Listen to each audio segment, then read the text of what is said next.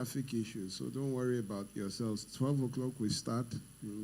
By 3, hopefully we would end.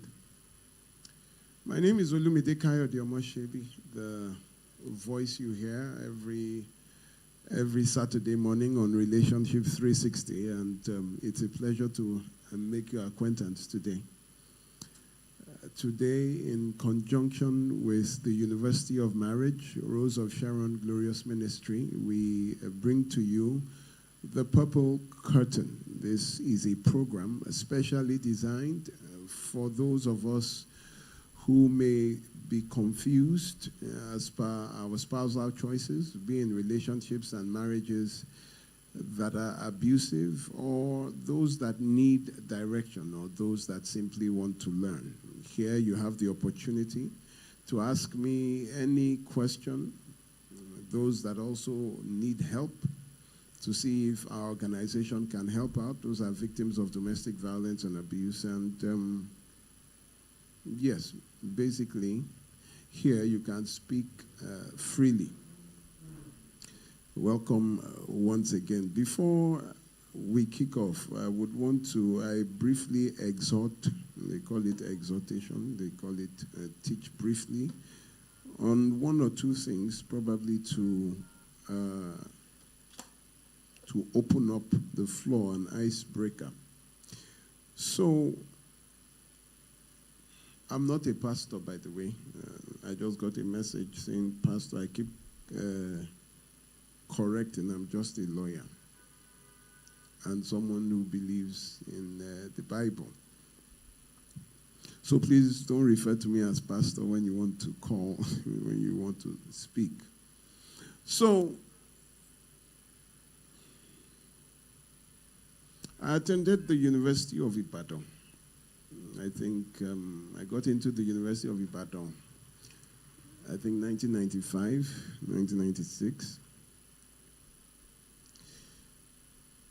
And for 23 years, after I graduated as a lawyer,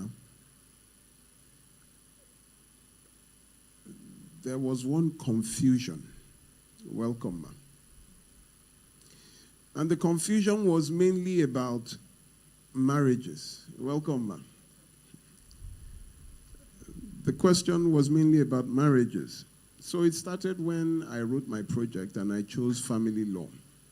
At that time, we were looking for information from married couples. So each time we approached one about how marriage was, how it would be with hisses, they would just, nobody could actually say. So my project took a long time because I could not just get a happily married person to give me information. And that was in Ibadan. You just say, you know, they just start with curses, even those that, it was very difficult. And then there was a question that, it's like marriages are not working. That was where this problem started for me. To get people to give me information for my project about how marriage is, what do you regret? Given a second opportunity, would you marry the same person?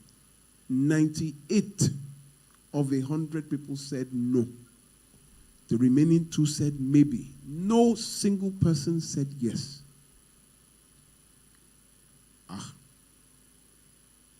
You know 𝗕RC, the popular Daddy 𝗕RC. He was in the University of Ibadan too. His mother was my project supervisor. So I would go and I would say, there's no information. She is Romanian. She's white. And she would look at me, Olumide, you have to go and get me some info. And I'll be like, no information. So that was where the curiosity started. And afterwards, I graduated into looking for the reasons why marriages are failing. I graduated to looking for why, when we found, I use we, they say we shouldn't be using I. When we found that Christian marriages, because I'm from the Christian religion, it was easier for me to approach people in churches, to approach people in seminars, we found that mostly Christian couples were affected. Then we went to the registry. You know, we have marriage registries in every local government. Then we went to the High Court, where divorces are. So in the High Court, you have name, vocation, that is what you do. Then you have religion. And you just see Christian, Christian, Christian, Christian, Christian. In cases of divorces, Christian, Christian, judicial separation. Christian, Christian, Christian, Christian, Christian, Christian, Christian. So it became why our Christian marriage is failing. And since then, every year, we try to do a research and give you some of the things you heard me say. But most baffling, ladies and gentlemen, was that in 2021, I gave that a research conclusion that by 2025, the Christian or simple woman will more likely die from her marriage and its complication than any natural illness. Why? 2016, a foreign-based NGO called 𝗕𝗕𝗙 had been researching in Nigeria and found that annually Nigeria loses between 300 to 350 women to domestic violence and abuse. Note that men too are involved in casualties. At least we've lost about 5 men this year to their wives. But majority has always been the systematic killing of women. To the knowledge of family members,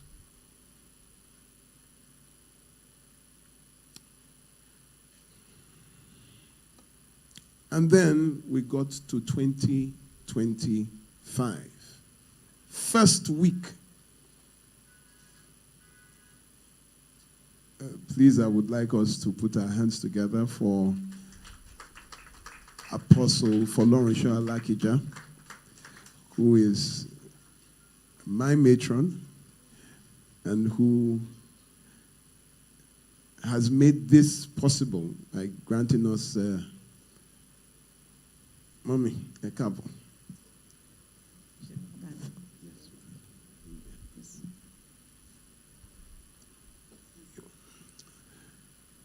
So, ladies and gentlemen, Apostle Folorunso Alakija.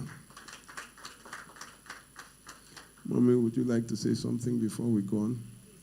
Carry on. Okay. I saw someone now walking. Yes, I want to also recognize the pastor of Harvester City, Pastor Ngozi, seated right there. Thank you very much for coming. Awesome to see you. So the problem now became 2025 when we said in 2021 that we have a problem. So 2025 began in the first week. There was one blessing, Wana in Anambra, mother of 6, set ablaze by her husband, who had told her that he would kill her and actually went out to bring petrol in a 4-liter jerry can. Poured on her. Now, while this was going on, she had told her mother. And the mother said, "Don't worry, nothing will happen, he's just upset." So when he lit the fuse and set her on fire, what she was saying in Igbo is that, "Mommy, I told you." I have the video. I'll see if we can play it. And she eventually died. Why? Because one of the major things, and that was what I spoke about today, was the fact that the reasons why people remain in abusive marriages, number one is religion and tradition. Under tradition, you have the influence of parents. Tradition is elder worship. That is the worship of the elderly, the old, and the ancient. Tradition is where the decisions of people who are dead are still binding on people who are alive. So it means that the voice of the dead is speaking louder than the voice of the living, where the dead will tell you when you should run instead of the living seeing that you should run. January alone, 4 women lost their lives being burnt to death by their boyfriends and their husbands. Another lady was hacked to death, that is cut in pieces by the gospel singer 𝗕𝗺𝗪𝗓𝗍. One February came, ASP 𝗕REMO-Caleb, who was a police prosecutor, was his wife. I don't know whether it was a knife or a blade, cut off the genitals of this man. And when he saw that he was going to die, he found a rock, either it was a rock or something like a metal, and hit on the head of his wife with the last burst of his strength. They both died together. He was a police prosecutor, an assistant superintendent of police in Ekiti State. Why? He caught his wife in adultery, and then with his police power arrested the man she was committing with. You know, the DPO said, you know what, adultery is not a crime. You cannot lock this man up for forever. You have to release him. And it is true, adultery is not a crime. They are two consenting adults. But it is a grounds for divorce. The 10-year-old son of these people was the one telling the story. Do you know the trauma of a 10-year-old boy narrating how daddy killed mommy, mommy killed daddy? It was such a painful. Now they left 5 children. If you cannot take it, I say leave it. Don't carry more than. Then we had success. 𝗥𝗦𝗃𝗁, that was about 2 weeks ago, killed the wife of 8 months marriage with a hammer. They were just married for 8 months and she was 4 months pregnant. He cracked her skull in. Now, when we were checking out the body, we saw that before marriage, he had already attacked her with a cutlass. And she had defensive wounds that were still healing before marriage. But she went ahead to marry. So the question is, why do people remain in abusive marriages? Why do people remain? So you have the first, as I said, tradition, religion, children, public opinion, that is fear of stigmatization, and money. But what really has gotten me upset is the role of parents. Statistics show that 79% of parents will refuse to take back their children in abusive marriages. Only 21% will assist their children out of an abusive marriage. This is an anomaly. This is out of character, because there is no creature, there is no animal in the animal kingdom that will watch its offspring being attacked, except human beings. No animal, it is instinct, they react. You cannot even go near a chicken that has just laid eggs. You cannot go near a dog who has, even if the dog belongs to you, the mother will growl when you are coming close. The animals don't have town hall meetings to decide whether to respond to abuse or not. It is instantaneous. They execute. But humans. So today I want to briefly, in 10 minutes, look at one of the major causes of why people remain in abusive marriages. I would have played, let me see if I can play that for you. I played it this morning. Please, let me play it for you from my phone.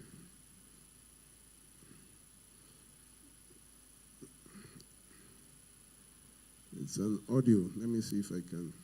Okay. listening, please, briefly. Okay. My husband is threatening me too much. Your husband is? Threatening me. You need to explain that to me. I don't know what that means. Is he threatening you how? Is he shouting? Is he using a knife? What is going on? Is he fighting? Fighting is even the committees in our environment, the owner of in charge of our environment, even intervened for the matter many years ago. And fighting, carry cutlass, carry breaking bottle. When it started, they cause fight. So that's why threatening me, take my pint and my bra. I don't know where he's taking it to. Maybe to go and do juju, I don't know. See, when he started, he will destroy me, start to destroy my things. He will destroy my clothes, go inside bus, break bus, carry my clothes, tear them, destroy my things, breaking my things. How did you get my number, ma? Somebody gave me the number. Okay. Since when has that started? It has long ago, sir. How many years have you been married? Our marriage is over 24 years now. And how long has the threat been? Since when we married, when I even my first pregnancy after marriage, we started. I'm trying that I cannot bear it, I will go. My mother will telling me that you want to born one children, leave the children, stay and born your children. And since then, when you know that it's because of my mother, make me see. When it started, you abuse my mother. We started abuse my mother. Abuse my mother. And talk many things that is not know about my mother. Even me. Talk many things. Anybody that tell her that what she's doing is not good, he will fight that person. He will kill that person enemy. He will fight that person.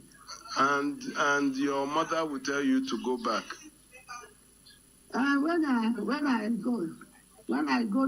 go, my now start begging, go to my village. They now call me for my father's side, where he pay my dowry. We just finish. He start begging with his family, start begging. We use police belt and flog me, both my children. He go flog my children, join, go beat us. They start begging that he cannot do it again. We start crying, begging. Even I went to High Court one year, to go and report.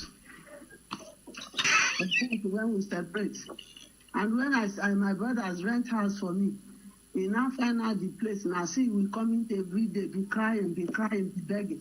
And if I come back to the house, he will start calling me all type of name that God did not give me. No type of name. Even I'm here now talking to you now.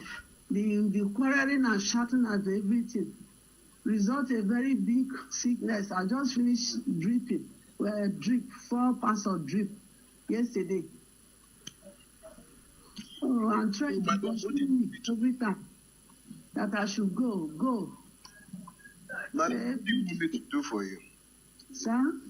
What do you want me to do for you? I want you to, whether you invite him now. I should invite him. Yes, sir. For a drink or for what? To eat? Invite him for what, please? So that he will ask us some questions and he will explain to you now.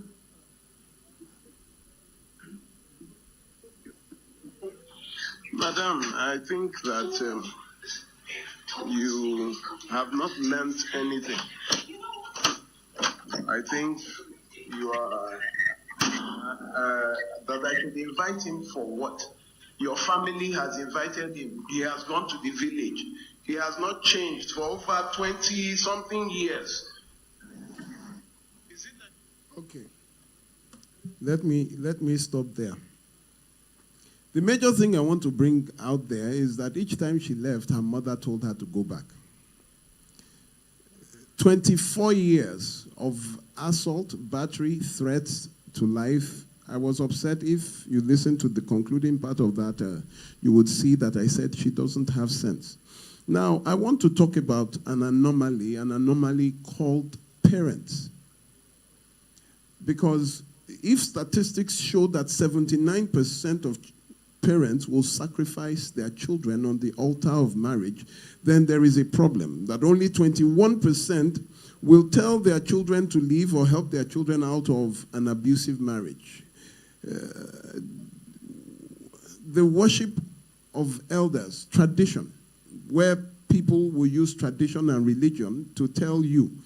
We found out that those 79% are usually parents tainted by either religion or tradition. Because religion or tradition are the only factors that would make a parent watch the discomfort, the suffering, the affliction of their children and do nothing.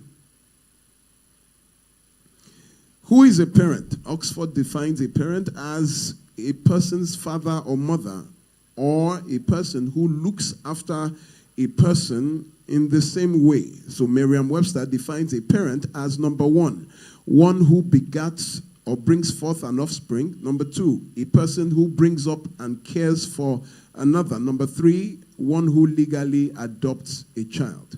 So there are three ways you can be a parent. And one thing about this now tells you that the fact that you gave birth to a child does not mean you are the child's parent.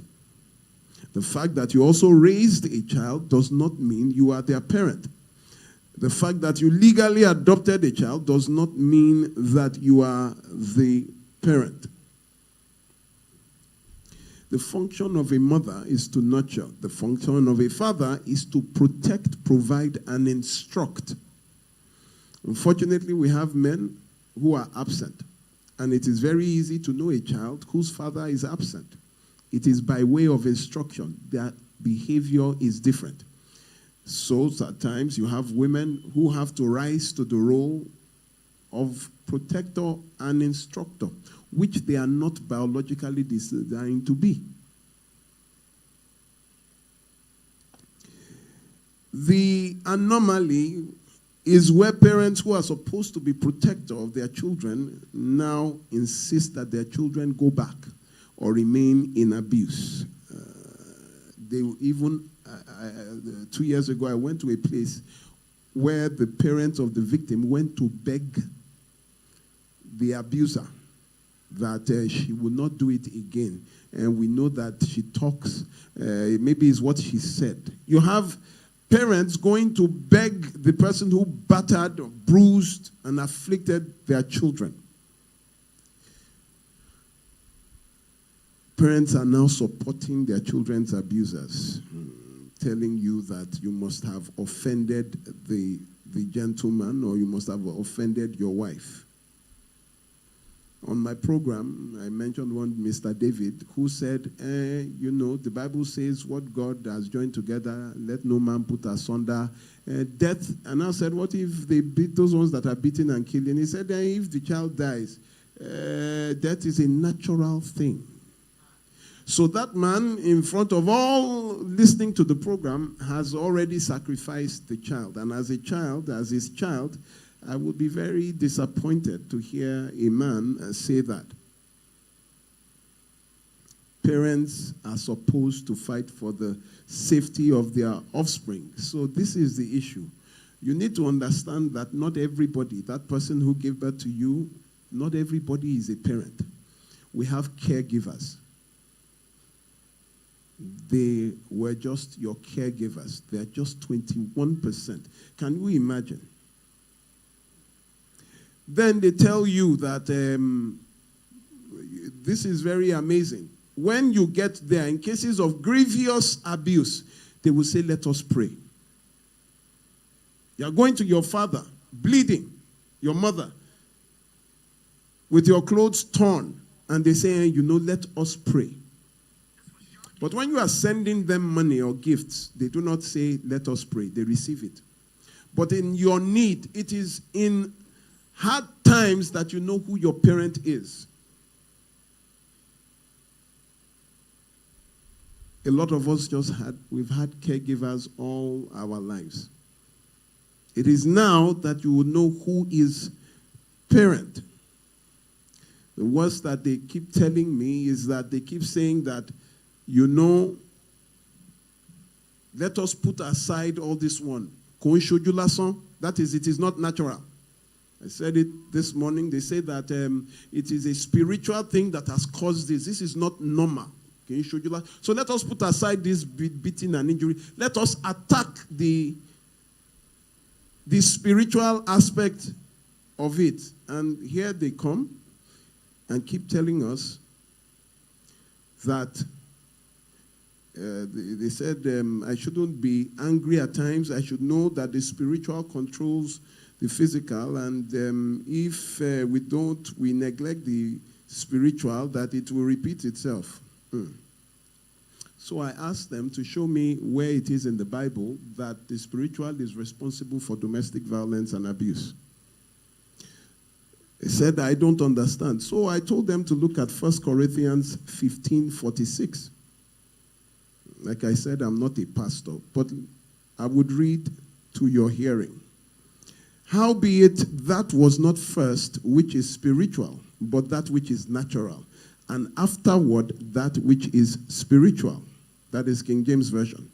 The Amplified Version says, but it is not the spiritual life that came first, but the physical, and then the spiritual. Mayama Study Bible. Physical life comes first, then spiritual. New International Version. The spiritual did not come first, but the natural, and after that, the spiritual. New Living Translation. What came first was the natural. Then the spiritual comes later. New King James Version. However, the spiritual is not first, but the natural, and after the spiritual. So when they keep telling you that it happens spiritually before it happens physically, I plead with them to just show me one Bible verse they have not been. But here it is written in the Bible, which negates all their excuses. They say, and you know it is a spiritual. It is not a spiritual matter. Why? Because on Judgment Day, God will have nothing to judge where there is an excuse. Where you can easily say, oh, it was the devil. You have shifted responsibility away from the crime you have committed. So we were in Panti, and somebody came in. They handcuffed the gentleman. In his bag was the head of his girlfriend. He came along with two people who were clergy. They were saying that he had a demonic attack, and that was what made him cut off the head of his girlfriend.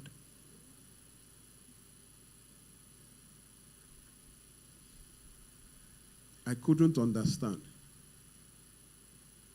If that were to be true, then we are all in trouble.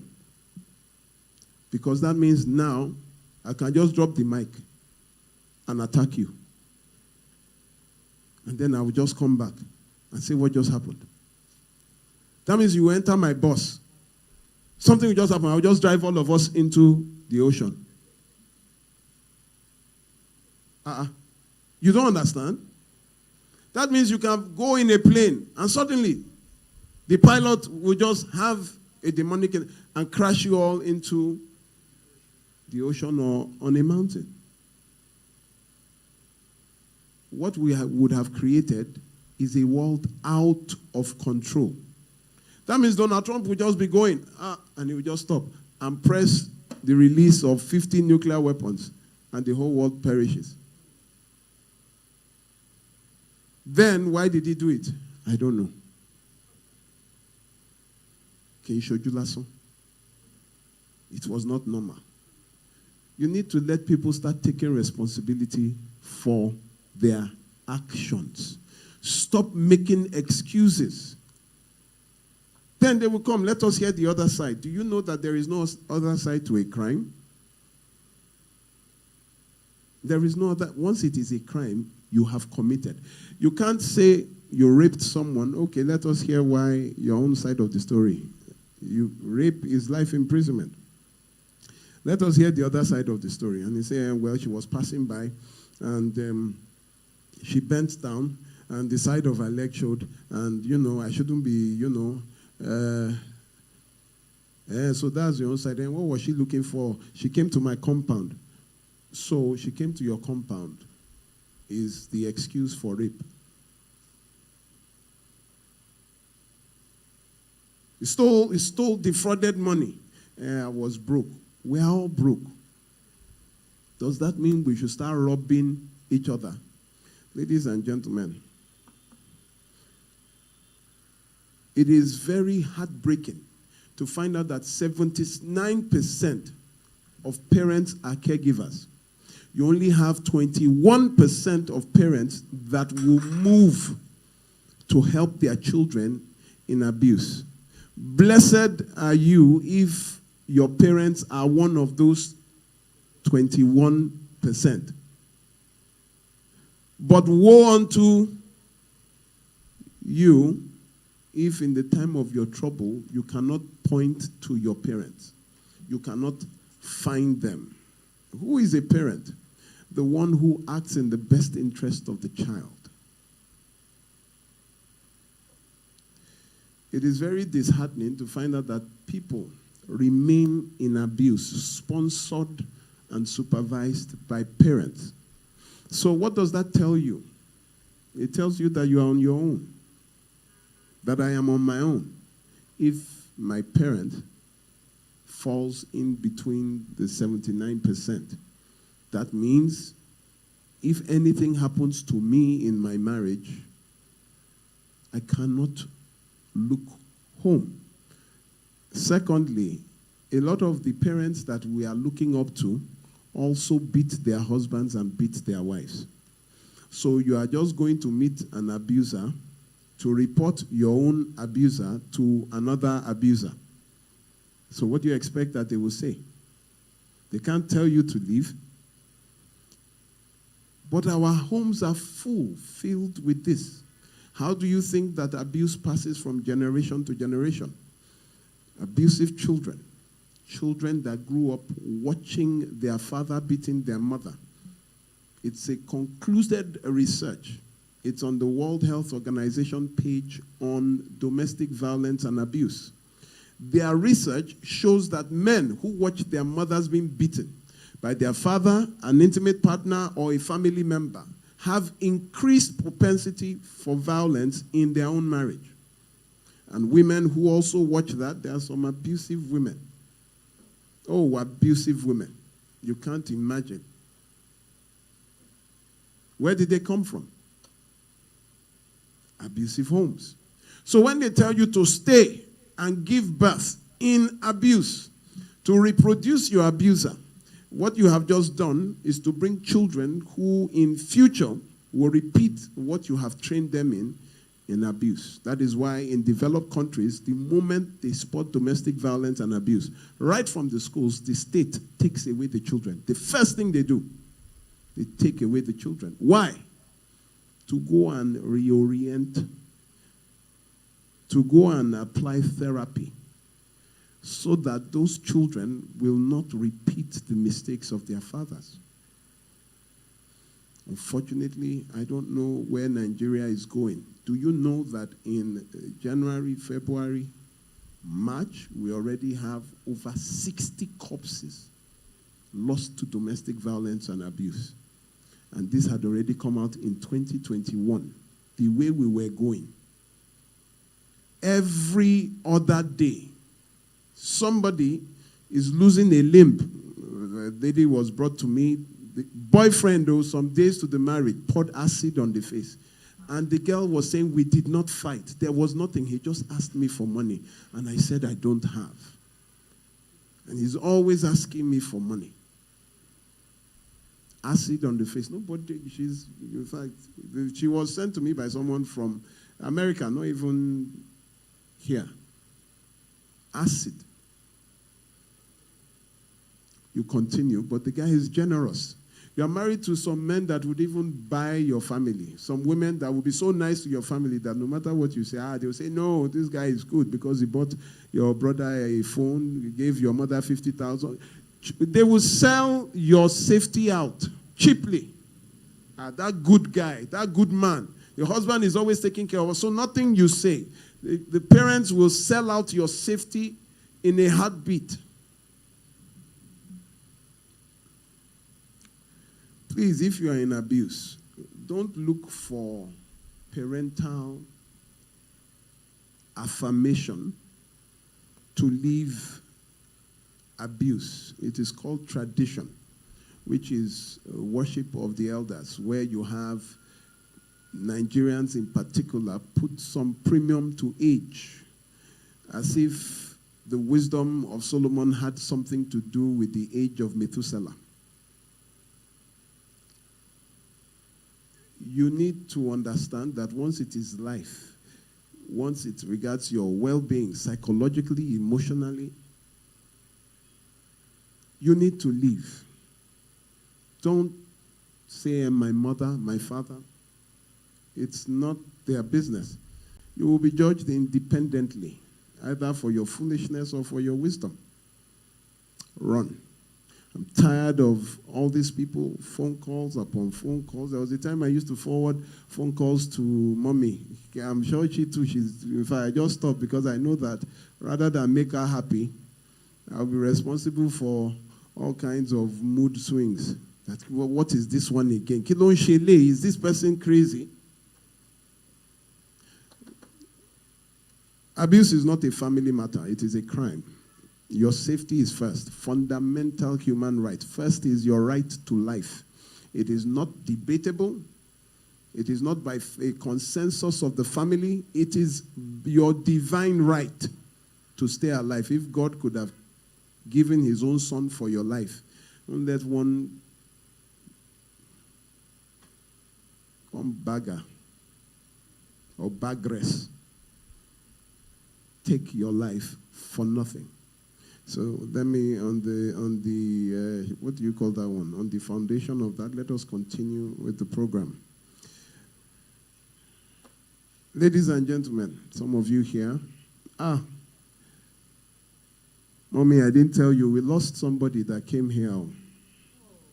She's been here 3 times, but she never told us why she came. She was in very serious abuse, and she would come, but was too shy. So last month, when I got a message that they now showed me a picture of her here, and I said, I've seen this woman 3 times she came here. 3 times she was, whether she was ashamed to, but she succumbed to some injuries from her husband through a bottle. While she was running down the stairs, I think it hit her at the back of the head. And it is, I felt insulted. I felt upset that I would be here. You would come here, hear other people talk about their own. And your life is in that kind of danger. And you will go back with the problem you came here. You know that thing that used to happen, everybody will keep quiet. Then when we're about to close, then hands will start, when we're about to close, you will keep quiet till the last time. It is well with you. Please, if you have questions or situations or an issue that you might want to ask in your relationship, in your marriage, the floor is open. Sir, do we have the mic? Yes. Please, you could just raise your hands and ask whatever question it is. Okay, it's in front of you, okay.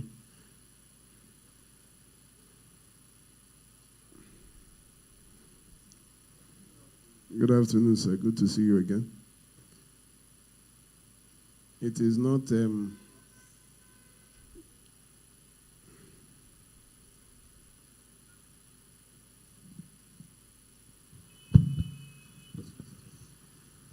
Good afternoon, everybody. Good afternoon, sir. Mommy in particular, good afternoon.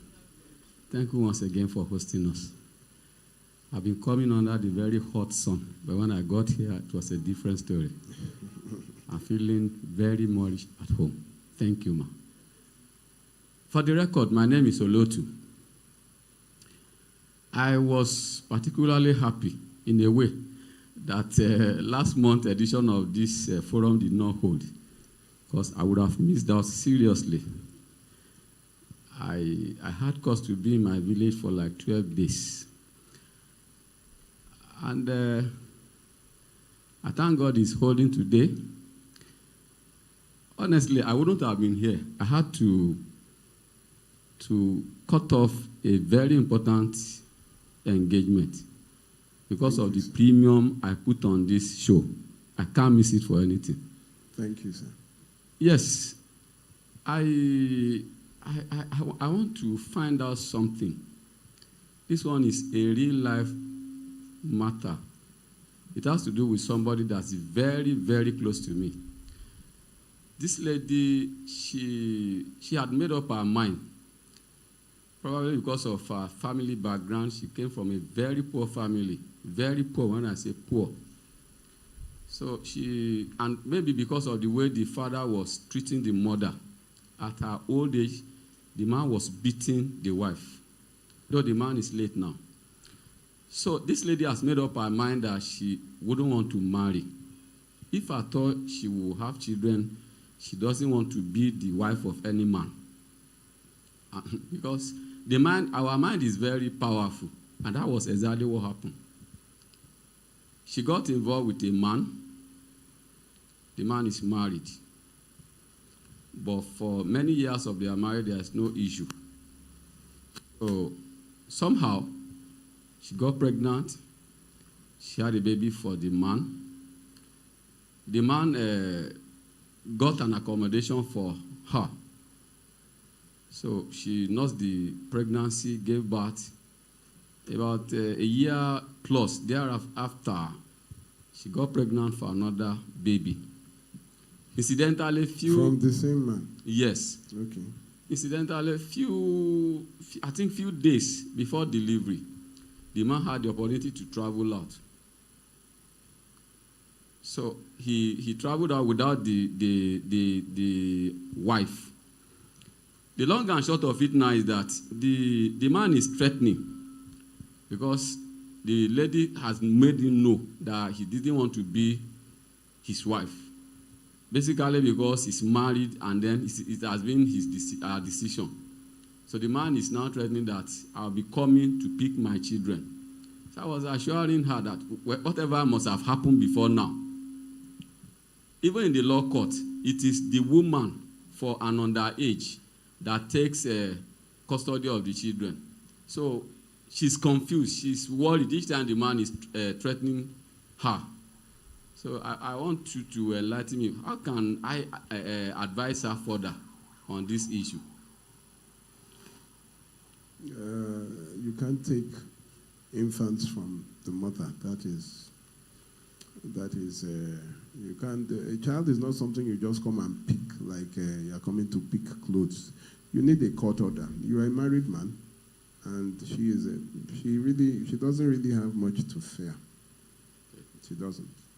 The law would even impose upkeep and all those things that is, and then he would have access to the children. Hope she's not trying to block him from seeing them. No. So she can make it legal. It's simple. That's not really an issue. It's not really an issue. Thank you, sir. Thank you very much. We have people on this side. Thank you. I think she's the first. She's the first, yes.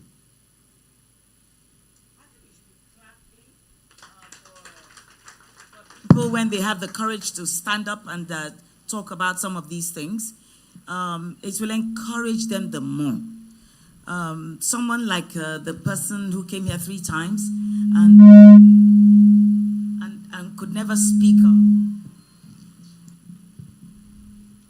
who unfortunately did not have the courage to speak up, the clapping will help, please.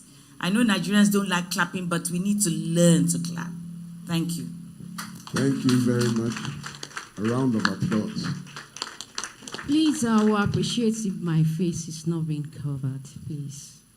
Thank you. Cameraman, thank you very much. I brought my own story. Please go ahead, briefly. It's really long, but I will tell you what happened recently. On Monday, I went out with my spouse. Somebody was having a birthday. I didn't want to go because it was a Monday morning. Although I don't have an office job. I don't like playing around on Monday. So he said my husband said I should wear a native. I said, no, that is a Monday that I would prefer to be in a shirt and a pants trouser. We went. When we were coming back, my husband is this type that is so aggressive. He abuses everybody on the road. He believes that nobody drives normally. He even comes down to exchange blows with. So this day he was just abusing everybody. I said that it is not okay. How could you be speaking to everybody? Why is it that everybody does not know how to drive? That there is even a law that says that every driver is mad. That can't we? He said, no. I said, as a Christian, you cannot be talking like this. He said, Christianity does not mean that we should be mad. He said, for even saying that, we could need daffway. I said, look by a won't take me. He started saying so many things. He said, okay, don't worry. I'll ask you to come up. He started beating me, and he dropped me in the middle of nowhere. For me to go back to the nearest bus stop was, I don't even know. Because there's even in the middle of 𝗕𝗺𝗏 Bridge. That I should go and look that. That's good for me. And thank God, when I was leaving for that party, I always go with new notes to any party that in case dance happen, so that I can spray some new notes. Thank God I was having that money. I didn't know what would have happened to me. So I got to Anthony. He also came. He saw me working. He didn't even pick me up. He didn't talk about it since that Monday. So on a Thursday, and I said, why is it that you did that to me? He said he wanted me to be stranded and be ashamed. So I said, well, thank God. Do you know, as I was waiting, I couldn't climb the pavement because they planted trees there. So I was in a corner where I could easily be jammed by a car or any bus. But a bus just came from nowhere. I don't know. I just entered that bus. I said, God, is this me? This morning when I was hearing on Nigeria Info, I said, it's high time. I need to speak up. Because I've told the pastor said I should just be praying and be quiet. And this is the third time he would do this thing to me. The second time, maybe I should try and relate the second time. The second time I was still working. That was the year 2020 during coronavirus. I was working with a Chinese firm, and they asked us to be coming once in a week to work. So, and that time, no boss. So he would take me. That morning, somebody came to our house to buy something. As he was trying to communicate with the person, he has hearing impairment, which I told him to buy hearing aid. And anytime I talk about it, he would tell me that no, there is no need, that over time he will get over it. I said no. So the person they negotiated, but he didn't. The person now did the transfer of the money. When the money now got to it was short. And I told him that the guy didn't cheat you. I heard what the guy said, that was the amount. I said, so please go and get hearing aid. He said, this woman I have told you. He said, okay.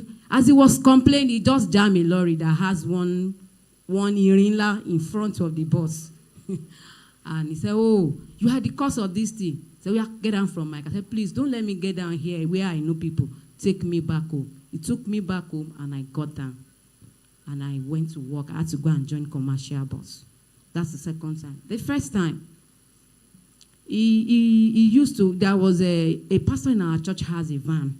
So that van, the man is so liberal that if you go to him, you borrow it, you only have to put fuel. He will not charge you for it. So he went to borrow that van to help one woman move loads. So now I told him that since you can be helping people to move load, so why don't you get a bus and start driving? He said, did I not go to school? I said, okay, let me tell my sister, let my sister help you get a van. Then you can be helping people to move loads, to do haulage and get money. That time, my only child was still 4 years old. So I would tell, he said, do you know we move for? He said, get out, you go 𝗕𝗺𝗏𝗧 𝗪𝗧. And I came down. I didn't even know it's abuse. It's recently when I'm listening to our Nigeria Info that I discovered that I'm living in abuse. Last year, I had to go to Lagos State Domestic Violence to make an official report. He hit me, and the 5 fingers were imprinted on my thighs. And he told them that he was not sorry. So we were given to counseling. He even told me that the counselor, that he is older than the counselor, that he would never listen. And he told me that he would never apologize. And he did not apologize up till date. Thank you. So what do you want me to do for you first? Thank you very much for speaking up. When I went to make that report, that time my mother was around. My mother came around to stay in Lagos for a while. So my mother noticed that that things are not going, but I didn't allow her to. I tried to keep everything away from her. But eventually he got to know. He said that somebody beat you and the hand was like this. She was not aware for 2 weeks. I just did the video recording and kept it there for future reference. She now said that it's my mother that told me to go and report to Lagos State. That day that my mother discovered that thing, that was the day my mother left. And she told me to leave. She left immediately that day and went back to her village, to 𝗕ૠᾲ, to go and stay there. That she cannot stand that. So what do you want now? I don't have a job. To live has been very difficult. I don't have a means of livelihood. So if I say I'm leaving, what will I be doing? Where will I move to? How many children do you have? 1. How long have you been married? 2007. That's like almost 18 years. How long did you date him before you married him? Maybe like 6 or 7 months. Did you really know his aggression before you married him? I didn't see any aggression. But what I could say was that I didn't really like him. I took the decision because time was going. Mommy, you have anything to say?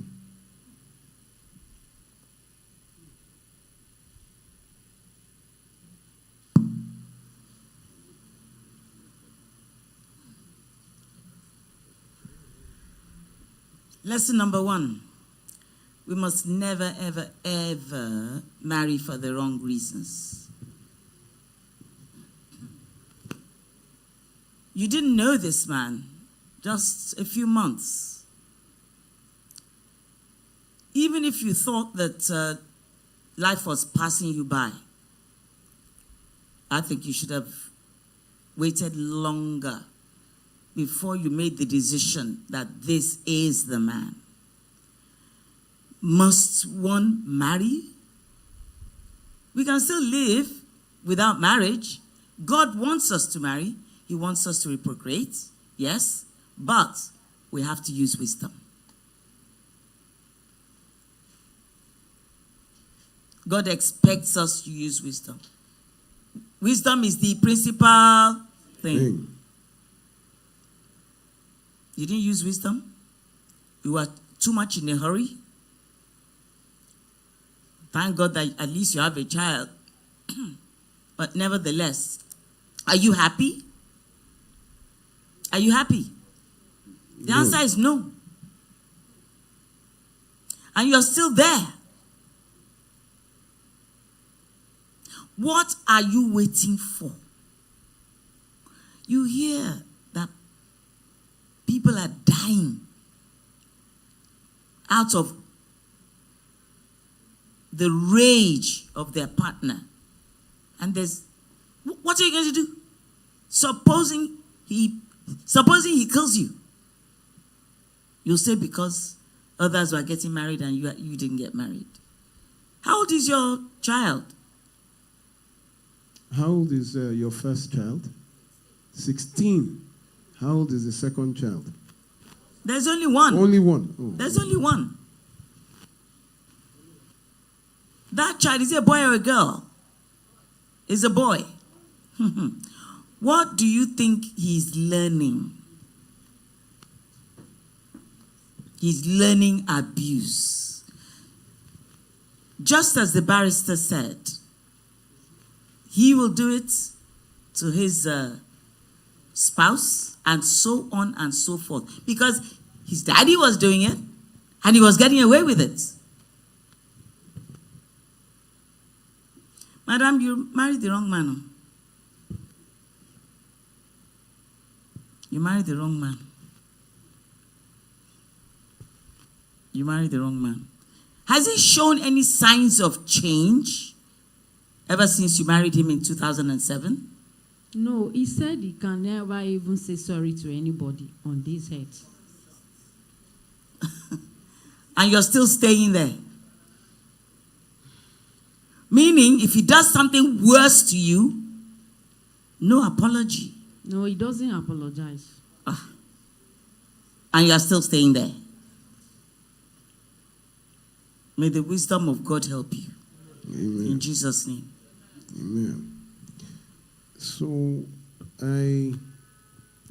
one problem we have is, what were you doing before you married for work? Please help her put it on.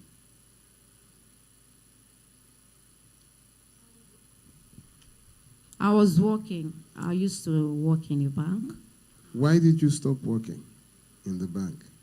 Okay, people were resigning. They were not bringing new people to replace them. The workload was killing. And I started having palpitation. I was going to 𝗕𝗂𝗏 hospital. I couldn't cope. You could have gotten another job. After that, I got another one. Okay. That one I left again because I wasn't really enjoying it. I got a third one. The third one, I lost it during COVID. So since that time, it's been hell. We have an issue here where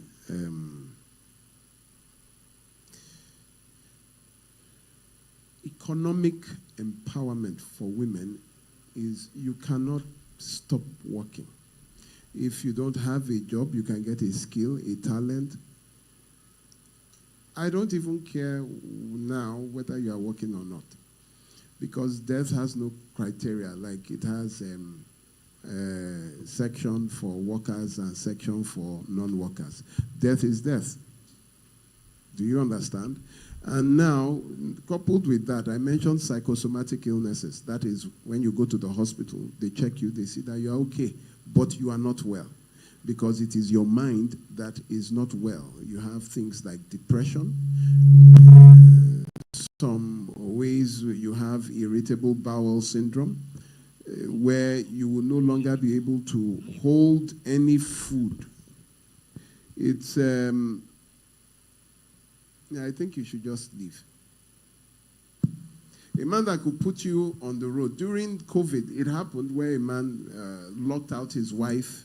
She was some months pregnant. It was about 4 months pregnant.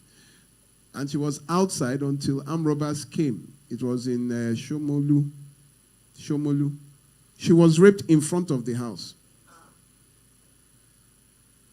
She was raped. That 4 million gang, 1 million gang time. Boys, 1 million boys. Do you remember? Was it during COVID? It was that time. They got to their area. She was in her pajamas. That was what, and she was pregnant. I think our issue here is a man that can drop you on 3rd Mainland Bridge, that can drop you in the middle of nowhere, really has no regard for your life. And you need to know, lying down, first of all, with someone you did not like from the beginning. How old were you when you got married? 30. And you were 8. I was 42. Come, I was 42. Please sit down. You should leave. You should leave. You are unhappy. You will grow older before you know it. You will look older than all of us. That's why the Bible keeps saying, cheer up, be of good cheer. Why? Because you need it to work. Please, please let's put our hands together for her. I'd like to add something else. Please go ahead. There was a woman that came here. We listened to her story, pathetic. The day she was made a manager, remember? Yes. That her husband made sure that she went blind. What is that? Yes. Yes. The day she became regional manager of a multinational pharmaceutical company. Yes. And now she's selling peanuts. A lot of us bought her peanuts. You can't say, I don't have a job. Must your job be an office job? You can always find something to do that will bring in money. I don't think it's an excuse. There's a lot anybody who wants to earn money can do. Either online or just trading. You can buy from here and sell over there. Sell to somebody over there who couldn't be bothered to go and buy from there. It could be anything. Just get the money. In a way and manner that, it's not fraudulent. You've said a lot of things against yourself. You need to sit down and have a rethink. You need someone to drum some wisdom into you, please. Everything you've said, they're all against you. You've used your mouth to say it. Is it that you don't know at all? Is it that you're not thinking? I'm sorry to say, but one has to hit the nail on the head so that you can wake up. God help you. Amen. Amen. Amen. Okay. Please let me, mommy with the baby. Okay, please. Then we move to the next row. Thank you very much. Good afternoon, everybody. Good afternoon. Yeah. My own experience was, I married 2012. So at the beginning of the marriage, I noticed I was the one doing the provision of everything in the house. I will ask how far. We'll need money for this, we'll need money for that. But if I ask for example, for 1,000 naira to get something, what I will get in return is 100 naira or 200 naira from him. When it's time for house rent, it's not available. I could not hold it back. I have to let my mom know. Why? Because I'm the first child of my family. My family wants something from me too, because my mother is a widow. So I have to open up to her that this marriage and him, I don't understand. Even my immediate younger brother have to tell my mom that, your daughter don't enter 𝗕𝗺𝗺𝗏. That was what I told my mom. My mom was like, what's the meaning of that? Marriage that is not up to 3 years, you are saying your sister don't enter 𝗕𝗺𝗺𝗏. I was like, what is all this? Pampers, I'm the one. Feeding, I'm the one. I could not hold it. I was forced to ask a lady that knew my husband that, is it that you people don't take care of women? Because me, I'm from Delta State. Why is Yoruba? I said, is it that your people don't take care of women? It was like, what's the meaning of that? It's not so. I said, but what I'm experiencing, I don't understand. Then beating came in. Once in 6 months, I know I'll be beaten for one reason or the other. Sometimes I want to throw my blow back because I let him know where I'm from. I won't carry last. I'll be beaten back. Then sometimes when I will attack him back, he will run away. So this woman can really give me back. A day I have to take a cloth of water I soak. I say, come, we'll die here. You cannot just beat me and go scot-free. Then I involved my pastor. My pastor will counsel and all that. One thing about him is, he's ready to call this color white. This color you are seeing is white. He's ready to make you believe this is black. And you yourself, you know it's white, but it will make you feel this is white. And if two of us finish judging, you will tell me that I'm the bad person, why he's the good person. I was confused. Then my pastor now said, come, she's complaining she's the one paying the school fees. And you said you are the one. The owner of the school, can I have the owner of the school number?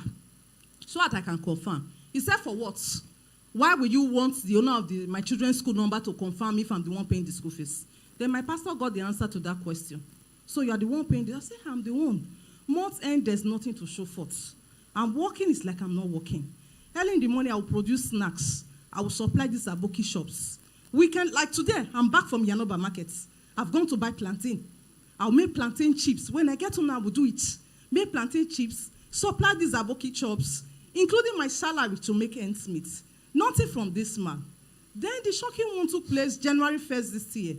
We just came back from New Year's service. He followed us in, he said he was coming because he drinks. I went in, I went to lie down. At the middle of the night, he came, he wanted to have his way with me. I said, I'm tired, I can't do anything. He said, why will I say I'm tired? I said, please, I'm tired. Then he forced himself on me. I refused. I said, no, you can't have your way. Because I've never experienced rape, but in marriage, I experienced it. If he tried to force himself, I refused. I said, tonight, I cannot. He said, Immediately, I was beaten. I said, January 1st, beaten. I said, today, I will not. He said, we must see today, meaning I want to die. I said, die. That die, me, I not go die, but you will not have your way. He tried coming the second time again, I refused. Then he beat me up again. Immediately, that was about around 3, that January 1st. I called my immediate younger brother. This is what is happening. My mom had in the bag and said, come over to our place. I just waited till at 5 a.m. I left. As I left, he locked the door. I went to my younger brother's place. Immediately, he called Lagos State Domestic and Sexual Violence Agency and all that. They sent a mail to him. Immediately, we went to the nearest police station, which was at 𝗕𝗥. We got there. They said, go and get a police... they gave us a police report. We must go to a general hospital to do that. We did that. Immediately, we went to pick him. They locked him up. And when they were interrogating him, that remorse was not there. He was like, they said, do you know why you are here? Then the police now told him why he was here. He was like, my wife even said everything. He said, yes. Shameless man, they did all sorts of things. He slept dead like 2 days and all that. I was tired. Everything, I just don't know. Then the policewoman said, you have to run away for your life because the way this man is, nothing to show forth. I have 2 children in boarding school. I'm the one doing it. I'm a mother of 4 boys. These are the remaining 2. The remaining 2 are in school. As I'm talking to you, I'm homeless. I'm still staying with my younger brother in one room with my mom and these children. What I'm saying now is, I just don't know. Sometimes I cry. And sometimes I stop crying because when I cry, it will be as if, what's the need of crying? Let it go. At the time, I almost attempted suicide. I was like, something say if you die, these children, they love you so much. What will become of them? Is it the same man that even till now, even 𝗕𝗺𝗧 he has not sent? If he really wants his family back, he would have gone to rent house to say, rather, he has moved to Oyo State. And with my younger one in Lagos. I don't know, but I know I will pull through. I just don't know. Thank you, everyone. Please, put your hands together. Please, how long have you been married, ma'am? 13 years, sir. Did you date him? How long did you date? We dated for 3 years. 3 years. Was it long distance? No, within Lagos. So you saw him for 3 years, yes, and you did not see that he was not responsible? I didn't see it in that area. When you were dating, was he buying you stuff? Was he once in a while? It was not frequent. So like once in a while, meaning during rainy season, when he comes visiting, time, dry season, when he comes visiting, he's always coming with something. Yes. And then I'm the type naturally, I'm not good at putting all my hope in a man for survival. I don't. Okay. So when you got married, here, I want you to, you see, Yorubas will say when an older person falls, he will look back at what made him fall before he continues. But the young ones will fall and just get up and continue. When you got married, when did you notice that he stopped dropping anything? Oh, got married. It was when I confronted someone that knew him that people from your place, when I know they take care of woman, that one challenged him that this is what your wife said. Is it true? He came back and quarreled with me that why will I do that? So you've been married for 13 years, sir. So when in the marriage, what year did you notice that he was not providing? The 3rd year. The 3rd year? Yes, sir. And you only had 1 child then? I had delay for 2 years before I gave birth to my first child. So it was when you gave birth to the first child, yes, that you found out that he wasn't spending? Yes. But you went ahead and gave birth to 2, gave birth to 3, gave birth to 4. Yes, sir. Somebody that was not taking care of 1. That is, in fact, the way a man responds to the first child will determine whether you will give him another child. Okay. It's very important. When you see the suffering you went through because of the first child, you know, giving him a second child is raising it to power 2. 3rd child, raising it to power 3. Now look at, everything is on your head. Yes. Don't worry, I'll be a billionaire soon. I'll be a billionaire soon. Amen. You see the smile. I don't even want to ask for your before marriage picture. Because I know that it will be. Mommy,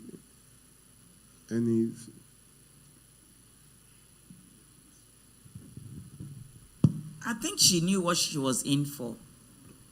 But the shocking part is why she carried on having more children. God had given you one, He had given you two. And you knew that this man is not going to change. But she said something. She said she doesn't mind. Doesn't wait for a man. He doesn't wait for, yeah, she doesn't mind. That she's ready and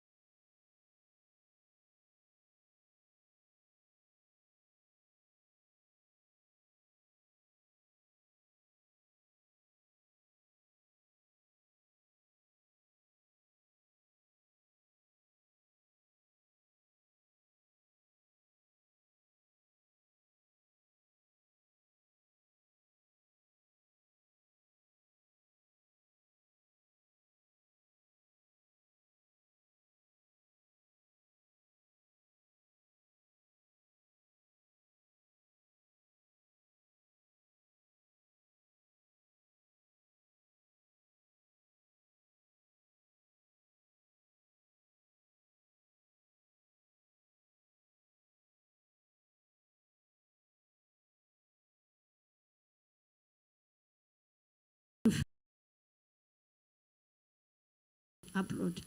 I called that girl before this marriage and said, please, are you people still together? Because I see your chats. So I don't want to be in a wrong place. He said, no, we can carry on if you love you, no problems. I'm okay. I mean, their level changed. I said, okay, fine. So that was how we entered. Then all of a sudden, they are just still behind. So the problem was after sometimes, 2018 was this wedding match. Then when I put to bed first issue, no beating, first year, second year. But they can, he's a huge person. And that's one of my reasons for marrying him. I have other people my average. I look like I've been intimidated in school because I'm small. So I want to marry someone that, so the love is there, not problems. So looking at it, when he pushed me, I don't push back. The first beating was pushing. I landed on the bed, and thank God my head didn't hit. I escaped it. So I stay away from arguments to avoid hitting. So, but the second one was a slap as I was about going to bed. So, and as I was trying to hold the second one, my toe were off. And my cousin, my nephew that was staying with me started laughing. See me naked. I was about going to bedroom. So I took that boy home because he was supposed to attack. He's 12 already. I called my brother. I said, this boy will not stay. He's not helping matters. So I'll stay with my elder sister, daughter, and my children. But this my husband does nothing.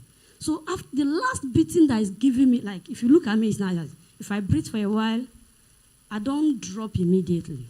The last time it happened seriously, I was revived with nebulizer. And thank God I rushed to hospital. They said, had it been not come earlier than this, the thing would have gone out of control. Because after a beating of strangling for a long time, asked me what caused the beating. I came back and bought a bread on the way. Before I left, I dropped money. He said he don't have cash. I dropped 3K for him. I said, use it, you give me back. He said, no problem. Then I sent soup from my shop for afternoon food for him because he was going with my son. I said, okay, don't let Baba go outside so that food will be there. Only for me to come back in the evening, coming with bread. And my children ate, remaining for me. I first slept off. Before I woke up, he finished the bread. I woke up, I said, where's mine? He said, only 2 remain. I said, why? Is it only 2 that is mine now? He said, brother finished it. I said, how come? So I was vibrating inside. He heard it from passage. I came in, I stopped talking. So as I was about going to bedroom, now let me go to parlor to bring bulb. He said, ordinary bread is all this insult. While that talk, he rushed out. Go and buy dye bread from one man that is closed late. I said, I must finish it that night. He said, please, I don't want this trouble. Let me collect that bulb to go inside. And he hold me back and landed me on top. This is not a beating, this is a strangling. And the strangling was here, and it was for a long time. When someone is huge and is small, and he was just strangling like that, I don't have defense. Then the children came to intervene. So when he flinged my sister Pikin off, so his hand was off, then I pushed up. My leg was supposed to end for his junction box, but my spirit said, don't do it. Then I aimed it at the tummy and freed myself. So family came, parents came, intervened. I left the house. I'm the one that rented the house. For 4 years, I've been paying for the house. The house is huge, it's not small. He will say, pay, I will pay back. So I said, what is the meaning of this? Every time you pay back, you're not paying. You borrow from me, you're not giving me back. He first borrowed 100,000. He's not giving me back. When he borrowed 200, even call a friend. The friend come to patronize me, say, you can give to him if you have. You are still family, he will pay back. I said, write it that you will pay back. Or you have a collateral. He said he will use his family as a collateral. I don't get anything. I said, okay, that means if you don't pay me, giving him money. If you didn't pay me now, you lose me and my son. Then we'll go back to my parents. Say, perfect, no problem.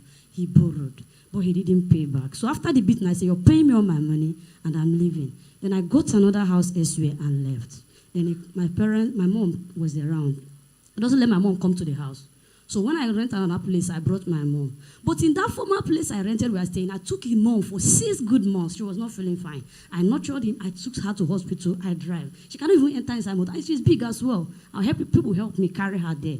So I was doing all this because I was born and brought up in a Christian home that feels like they don't divorce. And that's what my parents are still saying up till today. So now, I have now, since I have this issue, now I have this place. Now that I have some money in him 22nd December was my birthday. And that's the first birthday I celebrated. I came back home as after birthday in the church and breaking cake. He was going out. He's going out with the clothes I bought for him in his own birthday on 22nd on September and footwear. And he went to a hotel. I saw the paper in the evening, the following day. Why? And he paid the girl 5K. I saw the letter. What is the meaning of this? I said, oh yeah, it's time for you to leave this house. He refused to go. So I've been looking for ways to let him go out because I can't leave my house again the second time. They appealed to me, begged with the family, said, take him back. He accepted and came back there and was telling me, why you live in the first place? That place is better than here. This place is too small. It's upstairs. Oh. So when I called the uncle last 2 Mondays, after listening to your program that Saturday, on Monday I called the uncle. Call your nephew to leave this house. I don't want him anymore. I don't want this marriage. I've carried this burden for 8 years. They were all aware. So he supported that, said they've given him time to change. He's not changing. I will talk to him. Talking to him, he only get back to me, started sending me messages. He can't call me, tell me anything. Say, he's not going anywhere because I've already paid bride price. And as a result of that, everything I owe belongs to him. So since he's in charge, there is not going to the out of the house because this is not Western world where man goes out of the house. This is Africa. Now, if you don't want to stay again, they go. Then how can I go away from house, 2 different houses? I just paid 300,000 naira December. As for this year, then I can't leave it and go again. No, now, you don't so. So I'm looking for a way. How do I let him out? A friend gave me a number to go to women, this thing then, when he beat me. I reached there. They said they will mobilize him. He had a heart issue. I told him, if you mobilize him now and beat him because he beat me, he will die because of the heart issue. The woman said, I'm not serious. I'm still in love with somebody that is doing all these things. That if I say no mobilize him, he cannot do anything for me, I should go. So this time, I need him to be mobilized, but the house is closer to my shop. I have to cut you short. If friends are closer to my shop too, if they mobilize him, I'll have stigma. They will keep talking against me. Stigma is what you are looking at? No, they will not even buy from me. He's the kind of person he can't give me, but he hosts people. Okay. So what do you want now? How can I let him out of that house? I don't want the marriage anymore. I'm okay. I can take care of my son. So you left the first house, moved to another house, yes, and they then come brought and him appeal back. to me and beg me to take him back. Who came to appeal to you? Both his uncle, the elder brother, and my mom self supported them. Say I should give him another chance since he's changed. Who supported them? My mom. Say you've changed, and he decided to change. Hold on, man. Hold on, man. Hold on, man. Take a breath. Please, let's just put our hands together.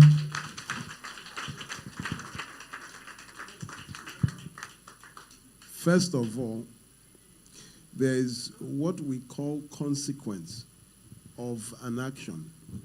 You inflicted an injury on yourself. Do you understand?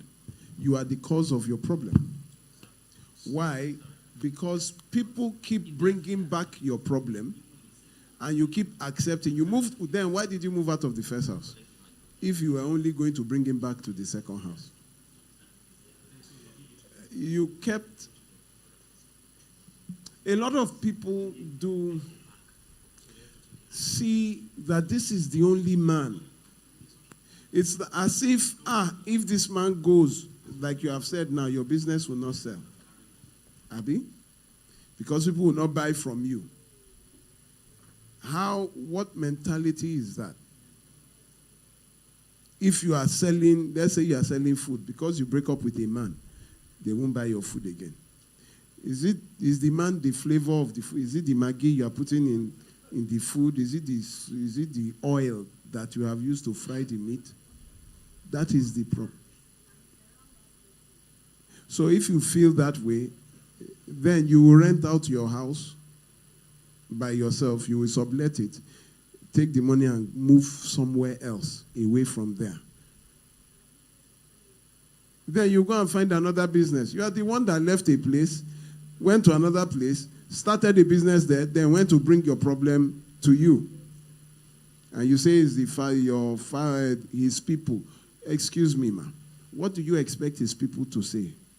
Will they not support him? What they are called his people. That is the name that they came with. His people, his people will not support. It's like you are bringing PDP and PDP starts voting for APC. They are PDP. Do you understand? Who do you think they will vote for? You? They will bring him back because they don't want him to be a burden to them. So they will bring the burden back to you. Say, oh, please, just as God has been giving you to help us, just keep helping us. That is what you don't know. You are helping them. Thank God that you are hard work. Thank God that the women today are women that have businesses working. You need to find another place or continue your business. It's inside your house. You are paying the rent, Abi? How much was the dowry they gave to you? It's called bride price, not dowry. Sure, you know. How much is it? How much is the bride price? My dad removed it, only 1K, and gave them back their 19. Say I should return the 20 if I want. But my family are not supporting me to give it back. And I can't give it by myself. Oh. Go to what? Go to where? I just want him out of the house first. Was the dowry or bride price paid in court? No. Hold on. So you are going through all this because of 20,000 naira? It's not even up to that. It's not even up to that because I don't want to insult the 1,000 naira that your father took. So you are waiting for your family Support. to do what? You see, they say it's a man that will return it. They say, who said? My mom. Your mom. My mom said he can't change what my father did before he died. Your mom cannot change what somebody that is dead. My father was the one that collected that bride price. Huh. And now, like they told me that time not to marry the guy. Actually, there was a dialogue then. They objected to the marriage. But I was the one that found the guy and I love him. So the one they brought, I objected to that. So now my mom is like, we gave you better option. And you say he's short because you are short. You see, so as a result of that, you'll be there. And I don't want to be there. So your mom says you must die there. I just want him out. Sorry, does your mom says you should die there? He said we'll talk to him. But my husband said he doesn't hear her well. So that big babe. I don't know. Do you don't understand Yoruba, Abi? I can't die now. No, do you understand Yoruba? You know you are not answering any of my questions. I'm not Yoruba. But do you understand Yoruba? Because I want to abuse you in Yoruba so that you won't hear what I'm please saying. Don't abuse me. I won't hear it. You are used to the abuse now. I know them, but I don't want to collect. Okay. So your mother is saying you should stay because they gave you a better option, you refused. So your father has received the bride price and has died with your bride. So your fate is sealed in his grave. Is that what they are saying? Is yes or no? Now you came here to keep quiet again. No, I'm just looking for an avenue that can let him go out without fights. And the avenue is not answering my question.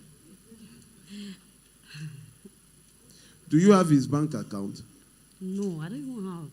Your husband's bank account, you don't have it? Yeah, I know his two accounts, but I don't have the account numbers. But you know his account, but you don't have the account number. I say I know he has two different accounts. But you don't have. So the how do you give number. him money? You give him you cash. collect cash, or you come to my this thing, collect money from POS. Okay. If you withdraw, they give. So where is he? Do you know where his father, his uncle, anybody is? Do you know where they are? Do you know where they are?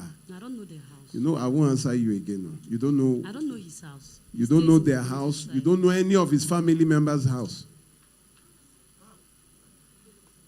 The other brother stays in Korodu. That's where the uncle stays. Do you know the house? Here. No, I've not even gone there once in the first place. I don't know their houses. So they just come to you and then they disappear. You don't know where they come from. Okay, anytime they want to come around, I don't come in. So they will go back to their place. I don't go to their places. It's only in the village I know. I go to the home. What village is that? I'm from Anambra. They're from Anambra. Do you know his family house in Anambra? Yes, now. Okay. I will travel steady. When mother died, buried. So you can travel and take 20,000 naira. No, they are fighting there. They are killing people there. Not even good there. That 𝗕𝗤𝗨. Then they kill. Then they stop for leave. But hold on, sir. You can't just say it's before a lie I traveled, now. police. How many You police? you can't say it's a lie now. We have people that travel there and are kidnapped. We have people. Now people are not staying there. 𝗕𝗤𝗨, Lilu particularly. You are the defender of Anambra State now. You are the defender of Anambra State. They are fighting in Please Lilu. don't mind that. We see. I have an idea. Let's send him. Can you help us? Let's send him, sir. Sir, we can. Please, sir, can you help us with 20,000 naira to one house like that? We'll just write bride price refund. We'll package it and then we'll send it. As you are giving it to them, we do video. Somebody is recording it. As they take it, what is this? You now step back and say that is the bride price of. Princess. I think you are not angry enough. I think you are not yet serious. Sorry. There is an anger.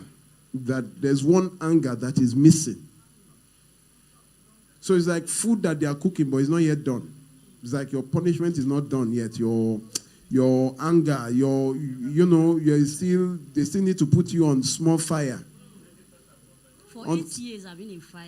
People have been in fire for 20-something years. That one is not. People have been cooking for decades now. You are not angry enough. You are not angry enough.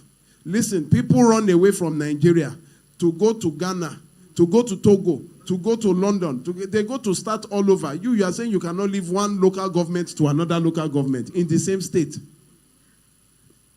To go and start again if you feel threatened. You change your number. Do you have children? Yes. How many? 2, but we lost 1. So the child is with you. Sorry about that. Yes. The child is with you. Yes. He's with us. We are all together. Who is together with you again? He's there, but he refused to go. You're not getting the picture. He's still in the house. He's in the house. He refused to go, saying he can't be taken away. This is Africa. African man doesn't leave house for wife. Do you have pictures of his... the last time he beat you, do you have pictures? No, I didn't have pictures. But so you don't have any proof now? Okay, no. You have to... Listen, everybody. When you are beaten, battered, or bruised, you have to take a picture. There has to be evidence. With that, I would have helped you. There's a woman who, you will see the video. The husband is a pastor of Winners Chapel. The aggression, the way the man, like you said, ma, can drop her on the bridge in Lagos-Ibadan Express Road, can tell her to get out. She married when she was 19. So she didn't really know. The abuse was so much. Man is proud. He has filling stations. She was shaking when she was telling. I said, by the time I'm done, this man will prostrate and beg. He said it's not possible. It was last month. When we arrested him, he locked himself inside the room, refused to come out. The police now left the letter of invitation. So people had to bring him. I think they had told him that, this is state CID. They would do. He now came wearing a suit, that pastoral, and then brought the children, all very dressed up. So they first of all separated the children. He spoke, everything was well. After, the policeman just started removing his suit, removing his shoes, and it just occurred to him that, I'm going into the cell. We have the video. The woman recorded the video. It was too much. Straight. He went into he now knelt down and prostrated and started calling her sweet names. I will buy you a Lexus. He started saying everything in Igbo. The guy was just looking and was shocked that this man can prostrate. I said, promise number 1 is fulfilled. Second one, he will go to prison. He's been in Ikoyi prison. He was just released. He spent 3 weeks. The people that arranged his bail were people that had paid, he owns a filling station. They had paid for 2 trucks. So all the money was in his account. So they had to find a way. If not, nobody would have bailed him out. He was there. Now he has started going. He has gone to the village to quickly come and apologize. The wife could not believe that this man, this lion, calls himself the lion. Prostrated. After prostrating, he knelt. After he held the leg, because he saw himself, he did not believe. So they couldn't prosecute him in all the local police stations in Ojo because he knows all the police. So he felt, But we took him away from that Ojo, brought him to Panti. You must have evidence. Take a picture, take videos. That one that you are talking about, it will be easy now. No video, no evidence, and no anger from you. You are cooking, he's still eating your food, right?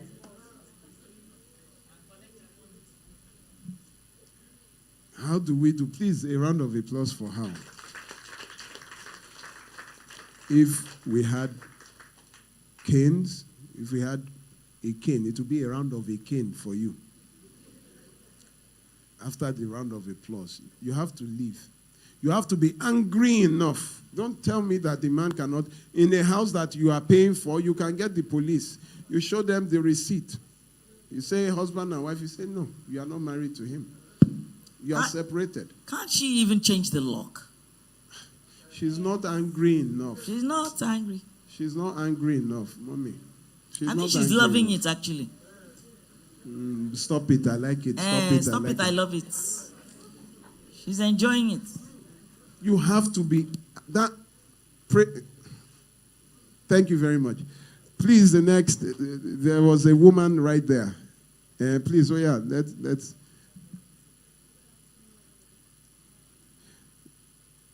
Please help us be checking the mic that you are giving them. Good afternoon, everyone. Good afternoon, ma'am. Actually, this is my first time here. A Thank colleague you of very mine much. kept on convincing me to come. But before then, I got Please, a round of applause. I got your number sometime last year, and I called you. I explained my situation. Okay, but explaining to you, you just replied that you can't help me, that I'm not serious enough. Okay, so this year, my friend encouraged me that I should come. So that you are now serious. Oh yeah, let's go. The man I got married to, my husband, he's a prophet. Now, he wasn't a prophet when we got married, but when we had a second issue. But I noticed one thing, that when we were dating, he used to see visions. He would tell people, do this, and it works out. And so, but when we had our second issue, I think the pastor then told him that, if you can start the work of God, things will be moving away. Because at that point, he was doing this installation for High TV, and he stopped. And he said, he's not fetching enough money and all that. But right from time, I'm the kind of person that I hustle. I was going to school and also working too at the same time. And when I noticed that he was staying in his parents' place, I told him that I can marry to a man that's staying in his family house. And I said, okay, he has some money, that's 𝗕𝗺𝗸𝗏 and all that. And then I had accommodation issue because I came from Kogi State and I was staying with my friends around. So I decided, okay, let's get a place. Then we got a place, and I think it was 250 then, a room safe. And okay, how much is the money that you said you had then? But when I noticed the money he had was 50,000, I was like, really? And we have gone to get the place and all that, 50,000. Okay, so I was like, okay, let's do like this. I will add up to it.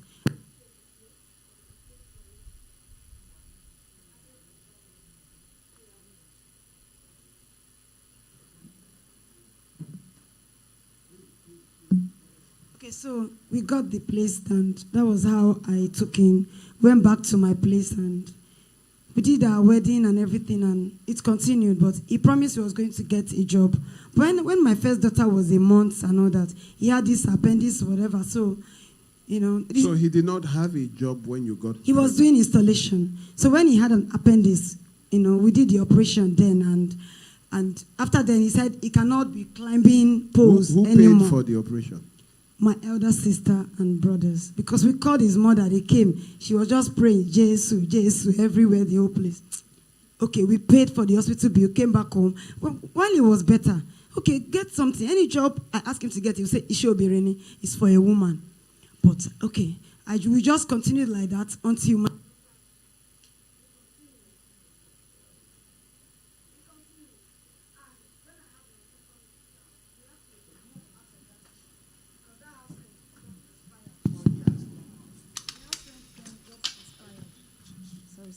then the house rent got expired. We had to move to another place. I got another room and parlor safe. And he was still not able to pay for the rent. I still went ahead to pay. Even these children's school fees, everything was on me. I had to pay school fees, pay house rent at the same time. But I kept on waiting because, like, okay, God will do it. Just be patient. Just be patient. Be supportive. I continued all this. You told yourself that? No, the pastor keep always telling us, and I always like, okay, let me be supportive. The name of the church? We're attending CAC, Christ Apostolic Church. Okay. And I actually decided to be a supportive wife. I continued. Virtuous wife.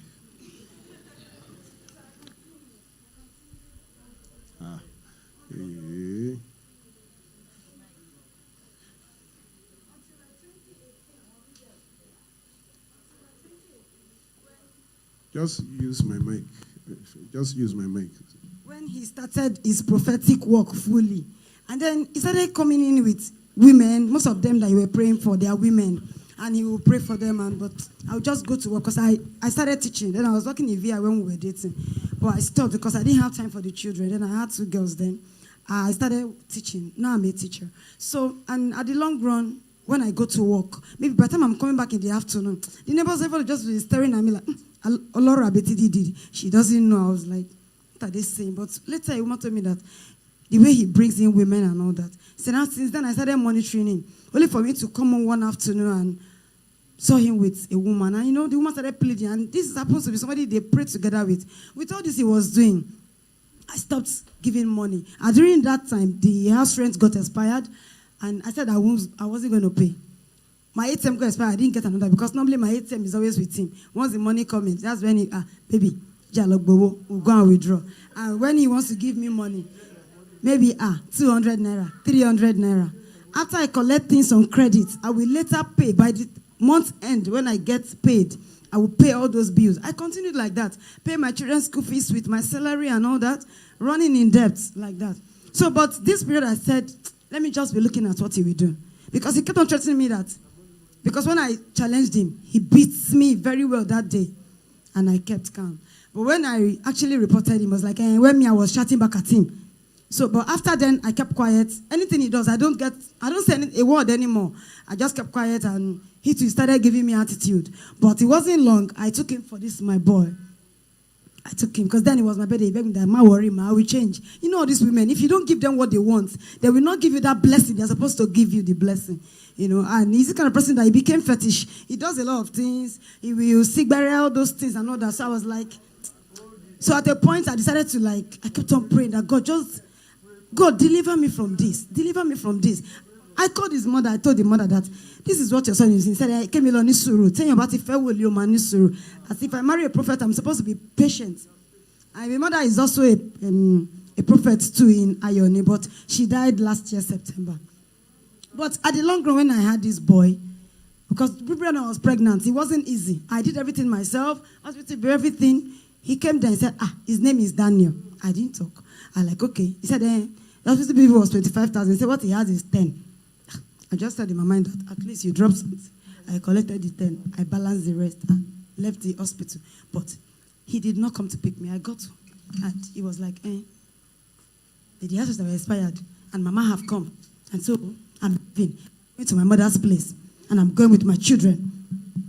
I said, you will not take my children away from me. That he wants to see my officers, what I'm going to do. He's going to take my children away, whether I like it or not. And there's nothing I can do.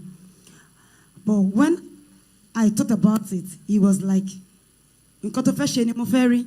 But when he was planning to take them that very day, I went to one human rights at Ijesha. And I told them, please come and help me. My husband wants to take my children away. Then he was just 8 days that he should please come. So, and in the police station, they told me that I will give them 10,000. They will fill their car and come with me. I said, it's not for my place is at Barua here. And you people are just close to me. But they refused. But that day, I didn't have a dime on me because I just finished paying the hospital bill. I just got back. So I stayed back. He left the house with them before I got back. Then my mom was with me. So I called his mother. Your son left the house. He didn't tell me with my children. And she said, they are with me. I didn't talk. I wait. I kept on calling. Since then, he didn't return back to the house again. I was in that house for a month all alone. But when it was... He took an 8-day-old baby? No. He took my daughters. I have 2 girls. Okay. Yes, my first daughter was 10 as at then. You had just given birth. And the other one was 6. Time. Yes, he was 8 days. Because we did the naming. So he took the 8-day-old baby? No, he took the 2 girls. Okay, and left this me one. and the baby, yes. Okay. So I kept on, when it was a month, I got another house, another room somewhere else, and moved there.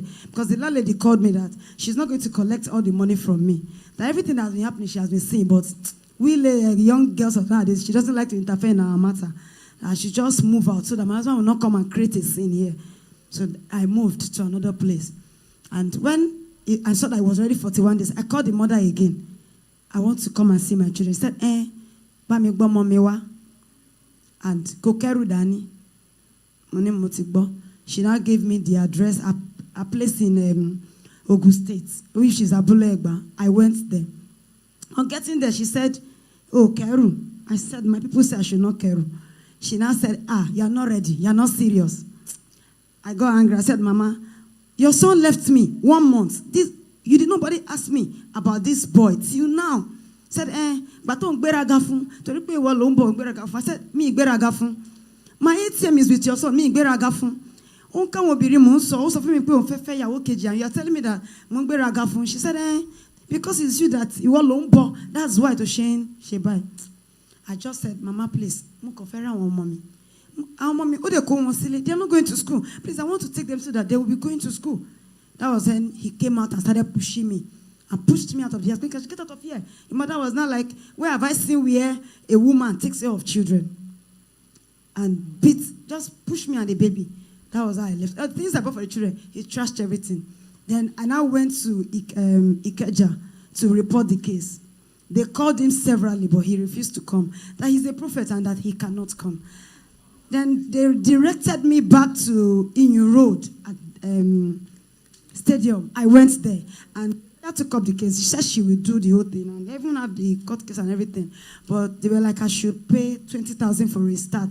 After that, they'll go with it. But I was like, I'm still paying us rent, taking care of this baby, and I'm just a teacher. How much am I earning? How will I go through all that stress? So I have one neighbor uncle that we call that normally help me. He said, I can't go through this trauma alone. I should just relax, calm down, and I should balance a bit before I take up this case. But now my son is 5+ now. And I haven't been able to see my daughters. My daughter is 15 years now. The second one is 11. I haven't set my eyes on them. And most of the time when I try to call his number, he doesn't let me talk to them. And at times I call his younger sister because they were both staying with me, even with his sister. They are not working. So I said, you two are also a woman. You are 40-something and you're not married. And you took my daughters away from me. Don't let me see them. He said, 𝗕𝗺𝗪𝗪𝗪 and all that. Even till now, at times she will sneak to give me the phone to talk. She tell me she doesn't have transport. I will send her some money. She will go there. I will not talk to them. The last time I talked to them was this year, January. I can't continue like this. That's why I've come. Thank you.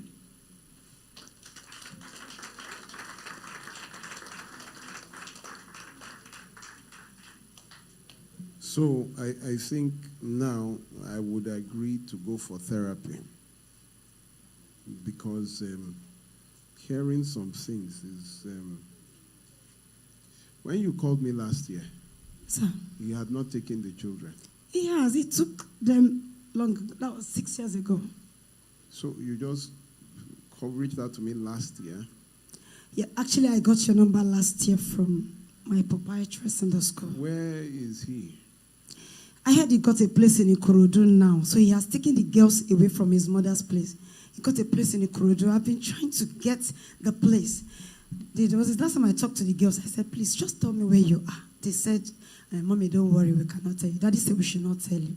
And he has plenty wife now. He said he's not marrying you again. I said, who is even marrying him before? I'm not marrying him, so just tell me where you are. But he refused to tell me.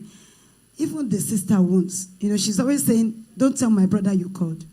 So they're always sneaking for me to call. This is the problem. The only thing I have is his phone number. Hold on, man. This is the problem right here.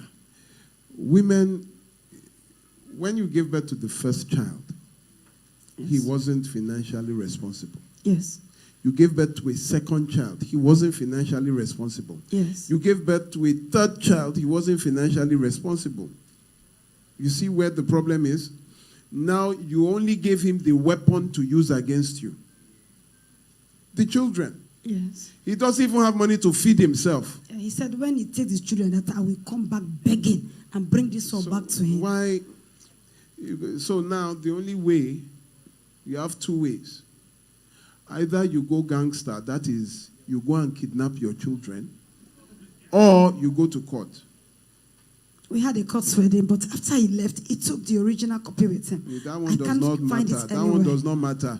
You go to, the registry you did, you go and get certified true copy now. Yes, at Onilegogoro. You just go there, you apply for it, you bring an affidavit. The affidavit is 152. That you've misplaced it. You give them the date and the time. They will search their records and give you certified true copy. I said go to court for custody. It has nothing to do with marriage certificate. Okay. You have to get it. But 6 years is too long now. It's the expenses that kept me away all you this shouldn't have agreed. You see, the problem is, I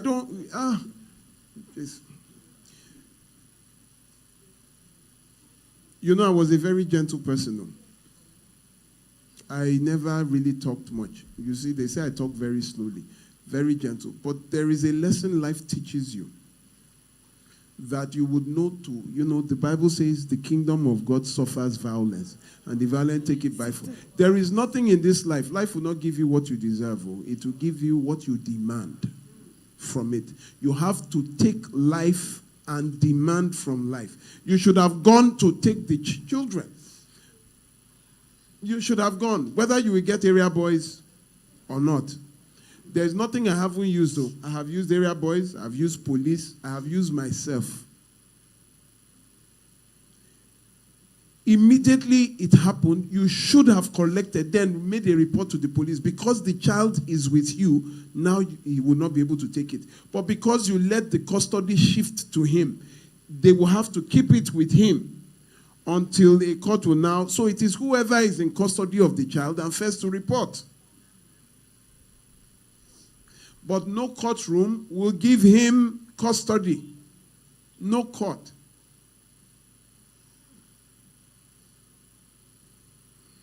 How can we don't even know where the guy is. I have his phone number. I have his phone number. Sure you are listening, women. Sure you are listening. I said 7 character traits that you cannot marry. Prophet is not a profession. The moment, let me tell you something. The moment I dated a girl, she told me that she doesn't dream, that her dream always comes to pass.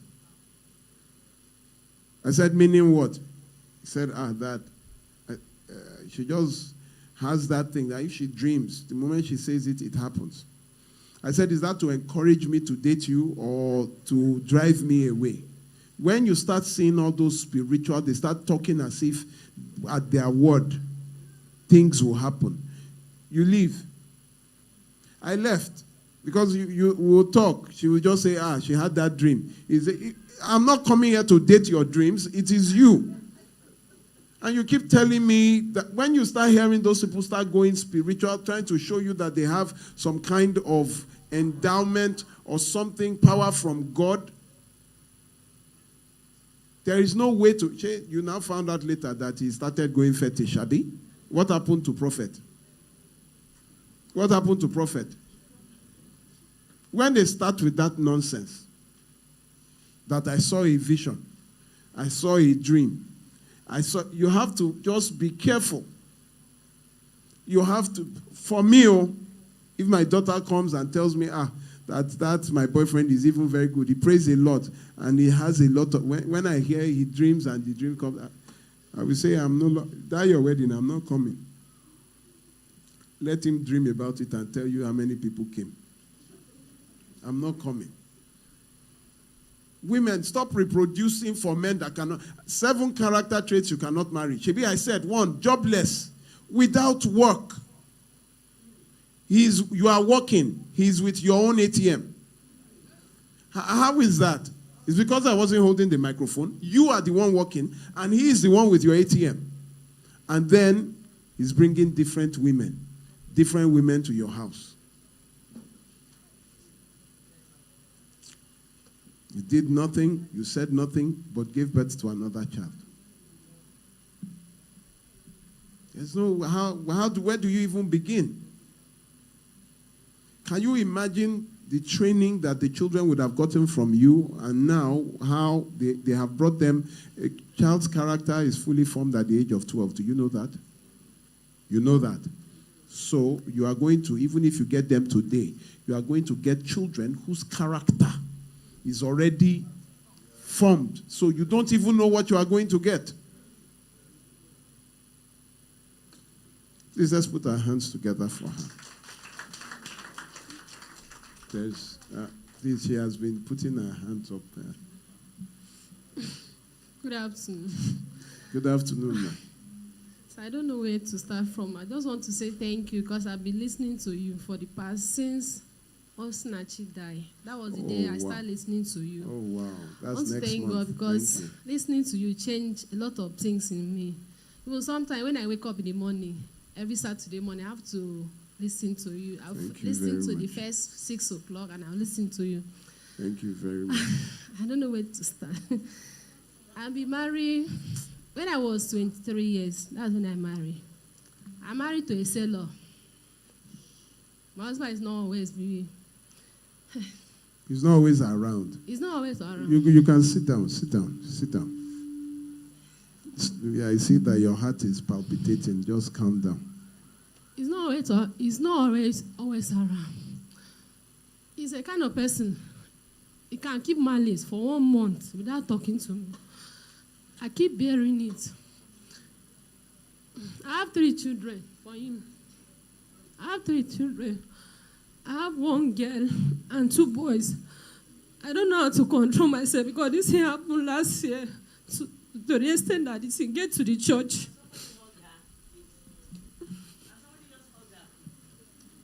Please, everybody, put your hands together for her. Madam Anita, please, could you help me with her?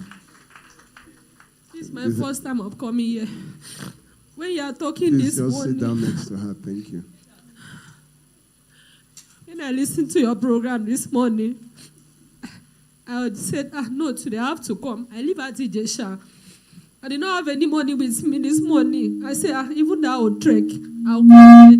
This man here saw me at Lawansin. I said, I have to trek and come here so that I can be able to share my feelings.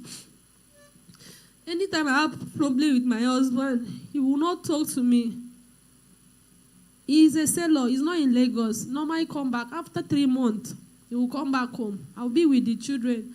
I have 1 daughter and 2 boys. My son is 15 years. We married for 20.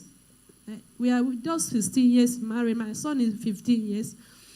We don't like the boy because the boy is not intelligent. My daughter is in command. My son is going to government school. My husband said that he's not going to pay for him, that the boy cannot be able to read. Anything the girl wants, my husband will do it. When the girl wanted to enter the command, my husband paid 200,000.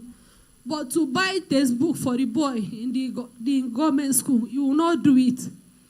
That last year, it happened. We have GoTV and GoTV and antenna. Anytime he came back home, he will put the biggest show, the one that will show the one that you like. I will tell him that I will not be able to recharge this GoTV every month, even disconnect the antenna from the television. Sometimes I will not be able to recharge. This thing happened last year. When it happened, that day, the children was at home for 2 weeks. I called him and I said, please, I don't call his name. I don't know him. I did not friend him. Someone introduced me to him. The first day I met my husband, I call my husband dear. I don't call his name. Even though he do me anyhow, I don't call his name. I say, dear, please help me and recharge this GoTV. I don't want these children to go to anybody's house and watch television. He said I should not disturb him. Because of that, he stopped to talk for me for 1 month. The day I went for Father's Day last year, I was in the church. They were preaching in the church. The thing touched me. I was just crying in the church. That's how church gets to know what happened. Everybody in the church say, Mommy Bright, what happened? What happened? I don't even know what to say. That's how church came in. Pastor called him. Everybody talked. He did not even answer anybody. Later on, his friend answered, I should beg him. I tell his friend every time I will be begging him. Every time I will beg him. I went through trauma every time that because I'm the kind of person, I don't know how to keep malice. I don't know. But when he start, I will start begging him, call him, talk. He will not answer me. I lost my sister last year. My sister died through cancer, breast cancer last year. I went to go and bury her last month. He gave me money for travel. I traveled and I came back. When I came back, there was no money with me. This thing just happened a week, just on Monday. I sell plantain chips with paper. That's what I do because I don't wait for him to. He gave me money. He gave me 30,000 a month with 4 of us to feed. Anytime he gave me that money, I use that money and put in my business so that I will not be able to ask him for that month end. When he gave me that money, and I'm telling that I don't have any money. I'm just coming back from travel. I don't have any money with me to start my business so that I can be able to support myself. Please help me. Even if they want to borrow me money, let me use it because now plantain is very costly. Let me buy plantain so that I will be supporting myself. He said he's not going to give me any money. I just keep quiet. The money he gave me, I use it and buy something. Things has finished. The thing I bought has finished. On Monday, I called him that the children did not eat. He said, anywhere I want to go, that I should go. I should not disturb him. The first day, I have something that I bought that remained, but there's no food at home. The first day, I called him, say, there's no food at home. He said, anywhere you want to go, go. I keep quiet. I keep asking people to help me. This morning, my children, because they did not eat and sleep last night, my daughter is 12 years, 13 years. My daughter stand up. I was really weak. Even I was having headache throughout the night. My daughter called me and said, Mommy, don't go and collect anything for anybody. Let's call Daddy. They carry my phone and start calling him. When they called him, he started shouting on the children. He doesn't like my son, my first son. That one, even when I wanted to travel, my children said that they will not stay with him. I'm from 𝗦𝗂𝗽𝗏. I'm married we are from the same state but different village. He did not know his mother. Their mother left them. He did not grow under his mother. Okay. He left them. Okay. But what really happened? I went through a lot of trauma in that marriage for 16 years.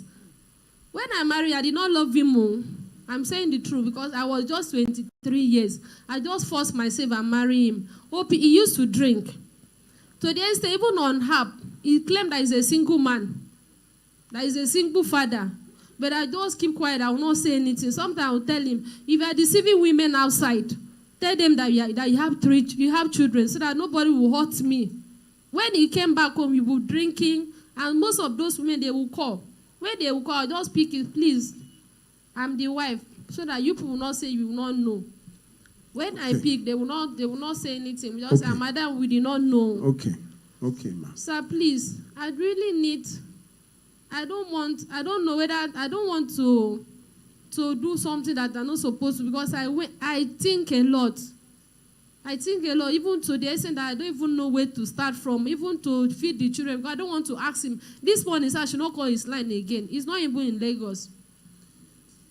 That's why I came here. When we are saying something this morning that you people should come, that's why I said, let me come here and see you. And I'm very happy to see you because I'm hearing your voice on radio.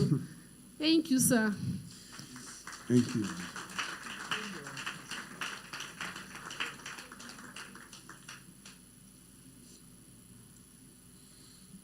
You said you did not love him.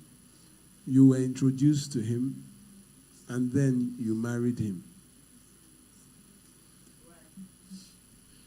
When I married him, I did not have where to stay. I didn't have where to stay. You know, he's a seller. He doesn't be at home. He just I should pack and go and stay for his house. But he paid my bride price. I did not know him. Like Were that. you forced or coerced to marry him? No, they did not force me to marry. I'm the one that went to him. Because you said because of accommodation. Yes. I was 23. I just finished my secondary school. Your parents in court, they don't have a house? No, my mom. I have only mom. He's in the village. Okay. I think you'd have been better off by yourself instead of sorrow, depression. Mommy first. Yes. When you get stuck, I'm stuck too. But this is not funny. You knew. I'm trying to get into your head, and I'm trying to rewind to when you were 23. You weren't too young, you know. A 23-year-old is not too young to apply wisdom. So you thought that you were taking the best decision for yourself. You didn't know this guy. You didn't love him. But you married him because of accommodation. Here we are. I mean, I think that thing is really, it's really a lot now. It's now because women are marrying for accommodation. They get into relationships so that they can stay somewhere. How old is she now? I'm 38. How much are you? How old are you? I'm 38 now. 38. Yeah. When you sit down and you're thinking about yourself and your future, what comes into your mind as of now? Sometimes I used to think, I would say, this is how I would just be suffering till the end. My mind is not straight. I'm just thinking up and down. I don't even know what to say. Are you working? Yeah, I'm selling market. What are you selling? I supply plantain chips. I also do envelope. I buy paper and I'll seal it and I'll sell it to pharmacy. How much are you making a month by the time you add all of that up? Since I don't have capital, I use my food feeding money to sell market. As I'm selling, I'm eating from it. I can't be able to calculate, but I have a lot of customers that I supply for. He's always away. Yes. I'd like to ask you a question. So you're saying that you can't rent a place yourself? You can barely feed, I think. How many children? I have 3 children. How old is the oldest? My son is 15 years. How old is the youngest? He's 9 years. They don't like their daddy. They don't even like staying with him Yeah, because but he abused you them. kept reproducing. You kept bringing them there. Putting them in that situation. That's the problem. You can see that we have a problem of reproducing in a home that you yourself can't stand. Do you have siblings? Yes. Where are they? My senior sister is in Ogun State. Ogun State? Yes. Is she the only one you have? No, I have a senior brother. Where's he staying? He's in Uyo. And you don't want to go to Uyo, of course. You want to be in Lagos. Correct? It's not like that, ma. I grew in Lagos. Then it's like what, if it's not like that? I don't really know you. I grew in Lagos. Okay, your sister that lives in, where did you say? Ogun State. Ogun State? Yes. Is she living on her own? No, she's a widow. She's working on. She's taking care of old woman. She's not living on her own. She's working under somebody. She's working under someone. She's a caregiver. Yeah, yes. She's a caregiver. Yes.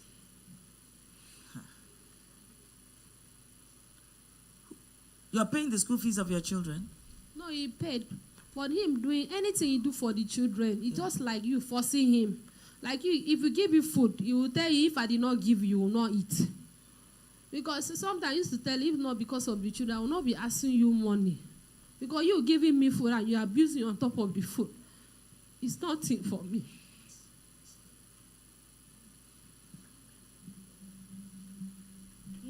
It's a serious issue. I think she needs to find something that can bring her more money, that can be bringing her more money than what she earns, she's earning now. Because that's the only time that she can actually just leave this guy. You understand what I'm saying? Yes, ma'am. Barrister? Yes, ma'am. I'm thinking. If she's not earning a bit more than what she's earning now, she can't leave him. So, so you still want the marriage? Do you still want the marriage? I still want the marriage. Over to you. So there's really nothing, you see, if you are stuck on your problem, then there can be little or no solution. You really want him. She does. She's told you the truth. Over years of seeing everything and still that is what you want. She has told you the truth. There is. I'm sure there's a man here that can. Hello everyone. Can a man from the audience give us a suggestion, please?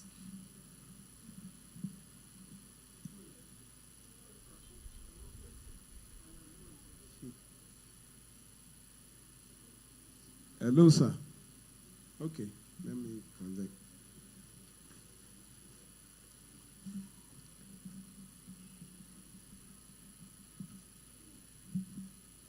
If she was your sister, what would you advise her to do? Yes, if she's my sister, I will candidly advise her, since everybody has a source. I will advise her, even if to go back and settle as maybe as a non-indigent in her own town or village to start her life. She says now that she wants the marriage. That means she wants to stay. Well, that's the crux of the matter. Thank you very much. So, madam, You should ask her why she wants the marriage. why do you want to stay, ma'am? For now, I don't have anywhere to go. I don't have any, even in the village. There's no way for me to stay. But you say you don't know whether they want to help you with somewhere to stay, but you are saying you don't want to go. You want to stay with him. I don't know that there's help for me. That's why I said I don't know. No. I said, do you still want the marriage? We did not even. Do you still want the marriage? I don't want, sir, because I'm going through a lot. I don't. She said she doesn't want the marriage. She said she wants the marriage. I don't know. Somebody wants to speak from the back. Okay, this is a woman. Praise the Lord. Since she insisted he still want the marriage, we will not tell her to leave the marriage. And the man still pay for the children's school fees and do some other things for her. I think she will only endure and pray more.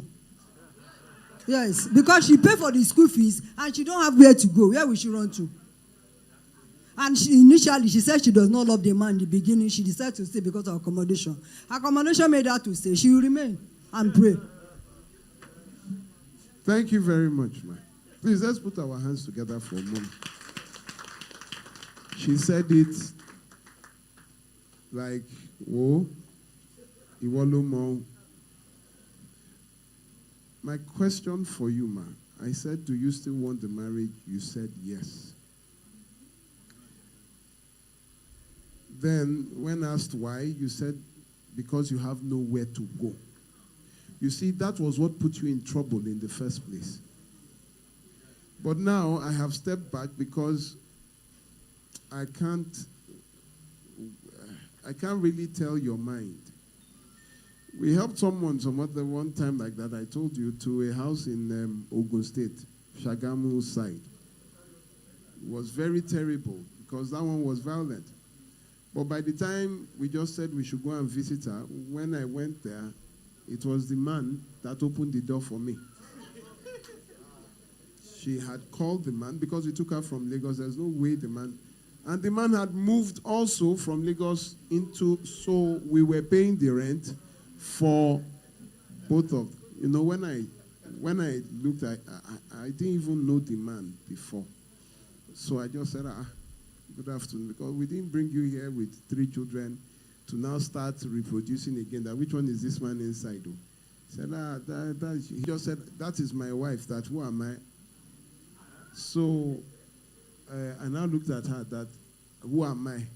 Then she now said, Master Robin, that this is the lawyer that helped us get this place. He said, and he walked inside. That day I told the woman, thank God the rent, the receipt of the place was in our name. That day, as in without that day, I told them to pack out. In fact, I was flinging the strength that came on me to fling. See the way I was flinging boxes. And the woman started, you are not God. You are not God. This. Another case we had where in the middle of the court case, the woman got pregnant for the same man again. So when I was talking, my friend now said, they got pregnant. That the case that they're doing, the man and the woman wore 𝗟𝗰𝗁𝗍 together. They say, and co to the same court proceedings. The people that you are. So it's difficult now for me to, because one got pregnant in the middle of that kind of case of domestic violence and abuse. So that's why I don't know what you want. Madam, what do you want? Let me tell you something, man. At this stage, they say he that is down needs no fear. Abi? You're already on the floor. They can't dig the floor and put you in. You're already on the floor. Your problem is accommodation. The beginning of your problem is the accommodation. The continuation of your problem today, you are still saying is accommodation. And school fees. And school fees.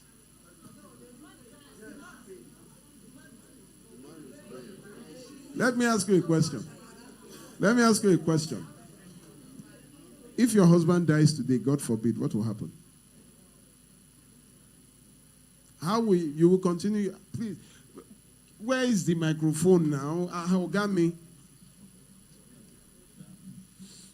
I'll move on, sir. You move on. What will happen? How will you move on? Maybe going back to village.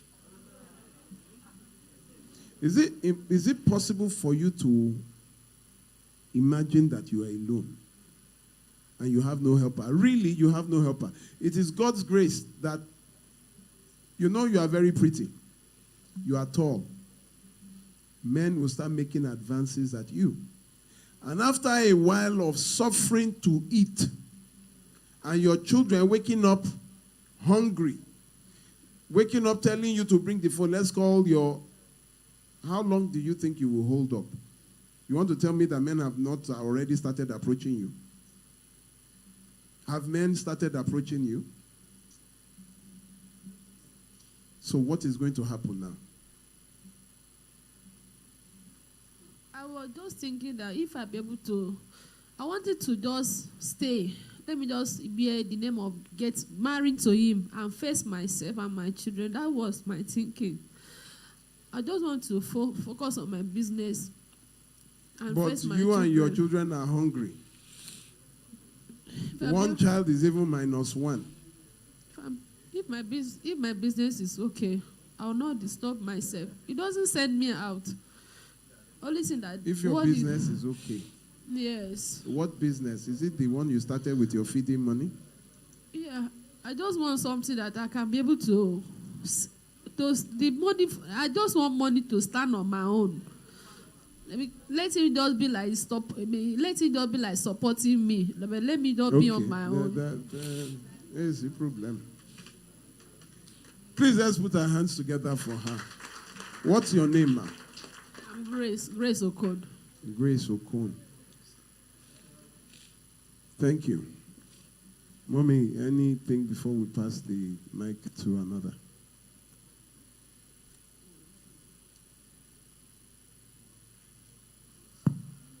think this started as a case of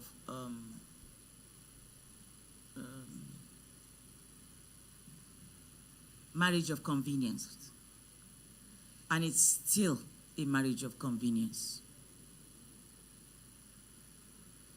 It's not built on love. It's built on what I can get to live, and for my children to live.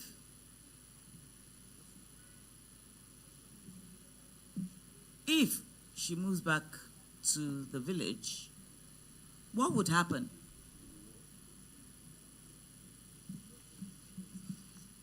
I think one thing that would happen is he'll stop paying the school fees of the children. Do you agree? Yes.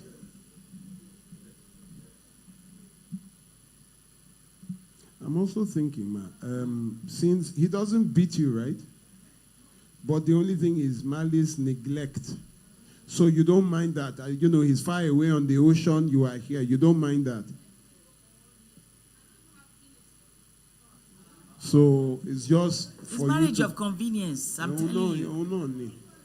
So what you just need is to be able to take care of yourself and the children. And that is from your business.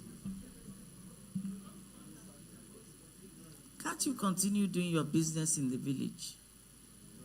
There's nowhere to sell envelope to pharmacies in the village. Okay. And all that thing she The does. women in the village, how do they get by? Everybody wants to be in the city. Pardon?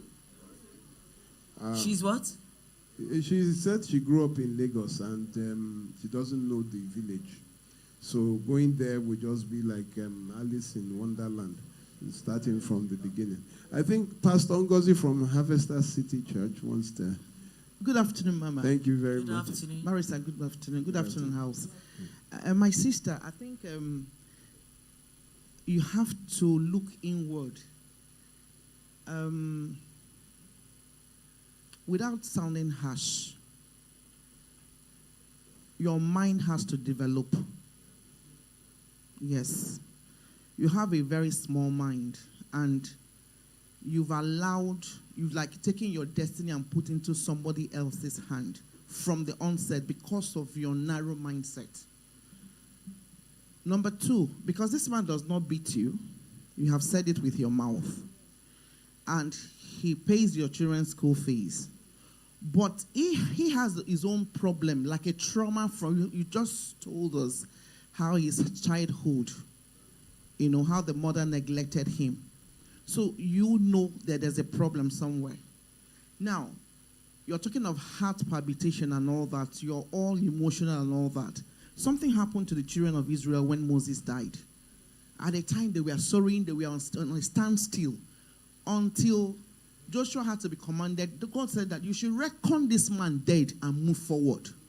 Because Barrister asked you a very important question. If this man dies today, what will become of you and your children? You said you move forward. So why don't you now start moving forward? You have to, your mind has to expand. I don't know if you're born again. If you're born again, your life is not in any human being's hand. You have stories of people that raised from rags to riches. You can equally tell yourself that you can't be that story. And start being, sounding as if you're going to die the next minute. You already have a shelter. You have somebody that is meeting you in a little way. There are women that nobody is meeting. And that's the truth. I'm not here to pamper you. You need to stand up inside of you, not outwardly, and decide that today marks the end of me crying over this man. Today marks the end of me crying over this situation, the way he treats my son. And then God is bringing you to a place of love, because you say you don't love this man. When somebody you don't love, what do you expect?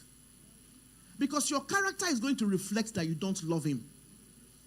I'm telling you the truth. You can't give out what you don't have. So you have to start loving this person. What does the Bible tell us? It says you should love those that despise. Why I'm saying this? Because you say he doesn't beat you. These are psychological issues. So I think you need to rise up from the inside. The pertinent question today, if this man is no more, what will you do? Will you go to the grave with him, with your children? The answer is no. So rise up, stop this. You're a little bit entitled. I'm sorry to say that. God is going to send you help in a graceful manner when he sees that from the inside you are becoming strong. Sister, be strong. The end will be praise and thanksgiving at the end. But you need to rise up from the within. And if you've not given your life to Jesus before you leave here, please do. Because that's the only one that can help you. You begin to see yourself according to the way God sees you. You are a princess. You're a queen. A man does not make you. I'm sorry to use that. A man cannot. God can bring men to help you, but he doesn't. You're not the one to choose who he will help you with. Until you begin to take a little bit of steps forward. That your business, see a way that this man gives me 30,000. How will I multiply it to 100? It's a strategy. And if once you don't know, you ask questions. How do I take this business to the next level? But please, what all my ranting is that you have to begin to develop your mind. Your mind is very narrow-minded. Please put your hands together. You see, Can I just add to that? Yes, Thank you very much for that, all of that. There was a time that I had to bring someone to come and talk to our widows from the Rose of Sharon Foundation. It seemed as if they were looking up to me to be the provider. Whereas all they need to do is not only look up to God, but also be ready to face the challenges. And I brought a woman who started her business with 1,000 naira to talk to them. And I'm sure we all call her the 𝗕𝗠𝗎 woman, who has gone to the White House in America to cook 𝗕𝗠𝗎 twice. You understand? Many of them have broken through what their initial problems were. Hearing other people's stories will encourage. You understand? But when you sit there moaning, crying, thinking that's what's going to get you out of your predicament, it's not going to work. And it's a matter of, don't look at me. Everybody has their own problems. I'm sure somebody will be saying, I won't mind your kind of problem. Do you know what it is? You don't. You understand? But I'm sure you're born again. Are you born again? Yes or no? Yes, I'm sure she's born again because, you know, she talked about church and all of that. Now, what I'm trying to say is you have to brace yourself.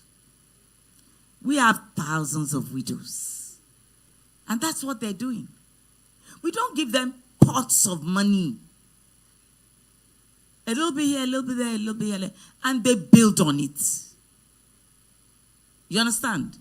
They build on it. What you're talking about, I mean, the 1,000 of that time can also equal to be your 30,000 of today.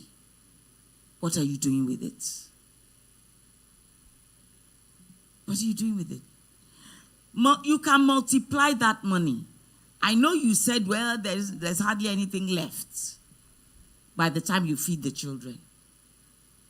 But you know, you can also let him know that what you're making is not enough to feed the children. But maybe he'll bring some more. And as you're working, you can be multiplying that one. I think he has love for his children. Don't worry about that other one that's, you know, has a little challenge. But I still think that he loves his children. The way I see it, he doesn't get love from you, yes, he knows, right? But for him, it's like he has a nanny that's looking after his children. Correct? Don't you think so? And he's okay with that. Because he knows that who's going to force her to love him? But she calls him dear. Because she says from where she comes from, she can't open her mouth to call him by his name as an act of respect. Is that the reason?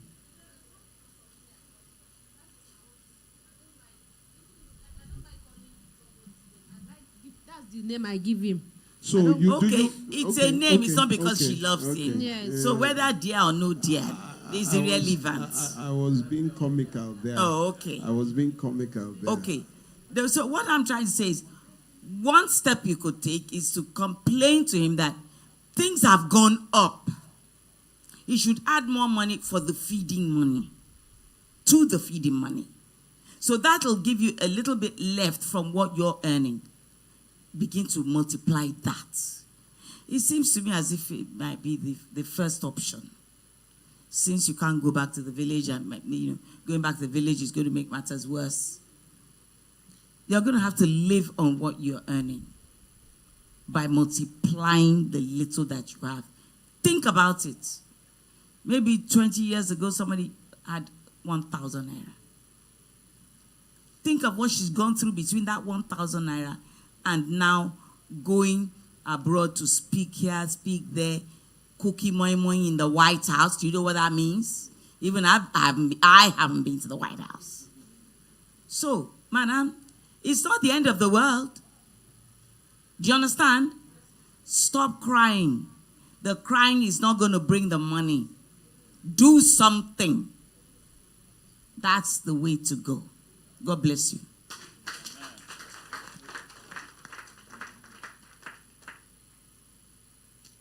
I'm a bit, I'm a field person. That's why it's difficult to get me in the office. When you say, I want to see you in your office, it's like a joke. I'm on the field. So I see a lot of, I don't read textbooks. I see them live. Have you told your husband that money is not enough?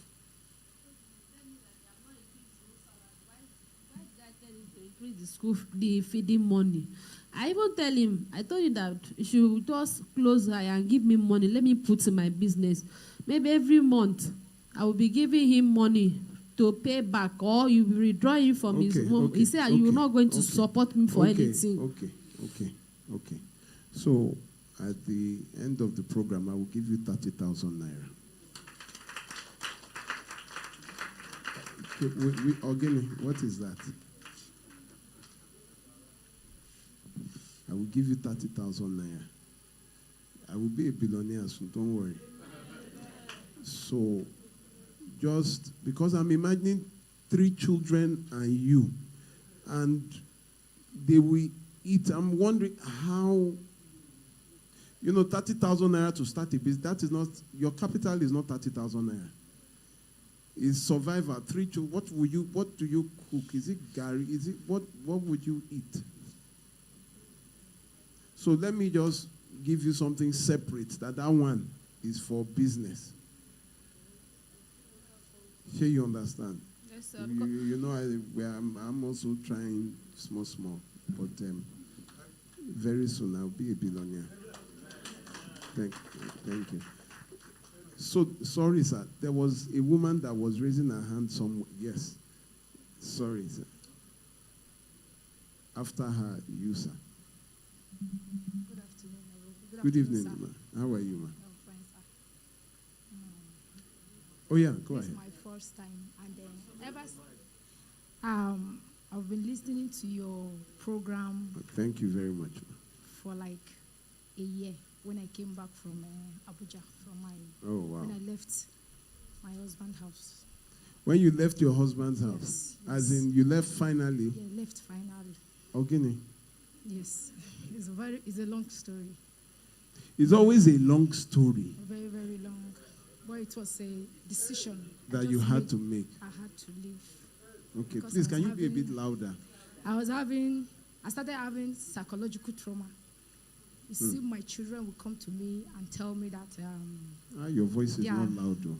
They'll come to me and tell me that, please, I will appreciate if you don't project me.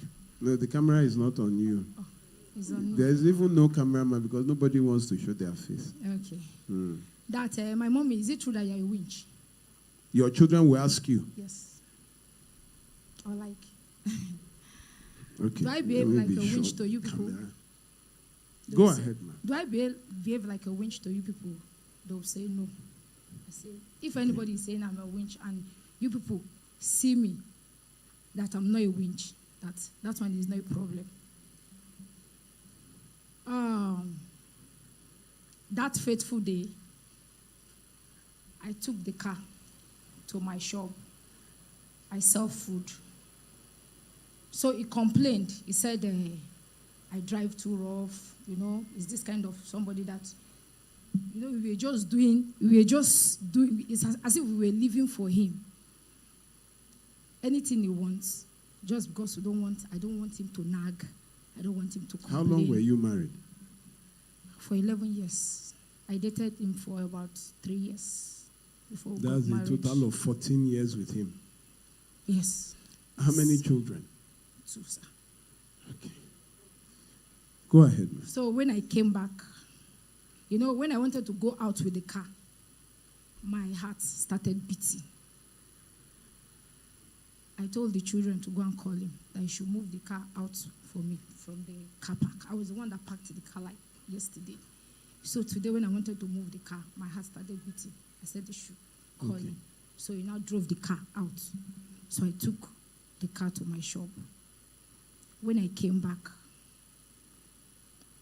the mother was around. I had to I want to talk to the mother and I want to talk to him. That I told the mother and him that you're a perfectionist. I am tired. You complain. We cannot please you. What happened?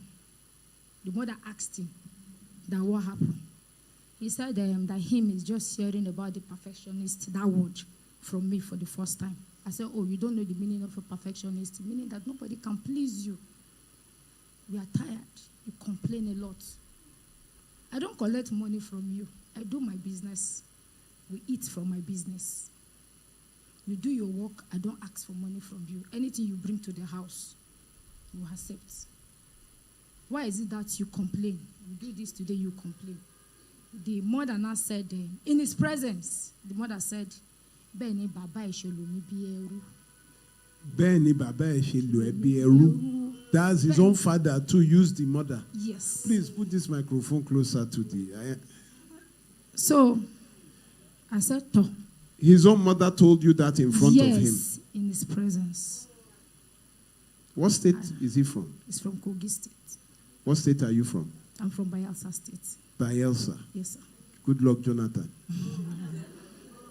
Go ahead. I said, that day was the day I made up my mind because I work a lot. Somebody that is selling food. You cook, from morning till in the evening. And even when I complain that I am tired, the man will still want to have his way. And I told the mother, because something happened. After the day's job, the only way I ease myself, you see tears coming out of my eyes. I told him, that day tears was coming out of my eyes that I am tired. My body is paining me, please. He still had his way. The following day said I should, whenever he does that, he will tell me that he's sorry and the rest. But that day I made up my mind that if you can see tears coming out of my eyes and you still had, meaning that you don't have conscience, that I will never allow you again.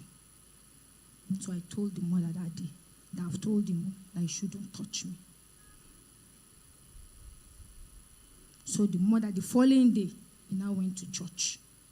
Because he's a church person. He goes to church. Even when I told him that, I'm tired. Because after some time, after the corona, I stopped church.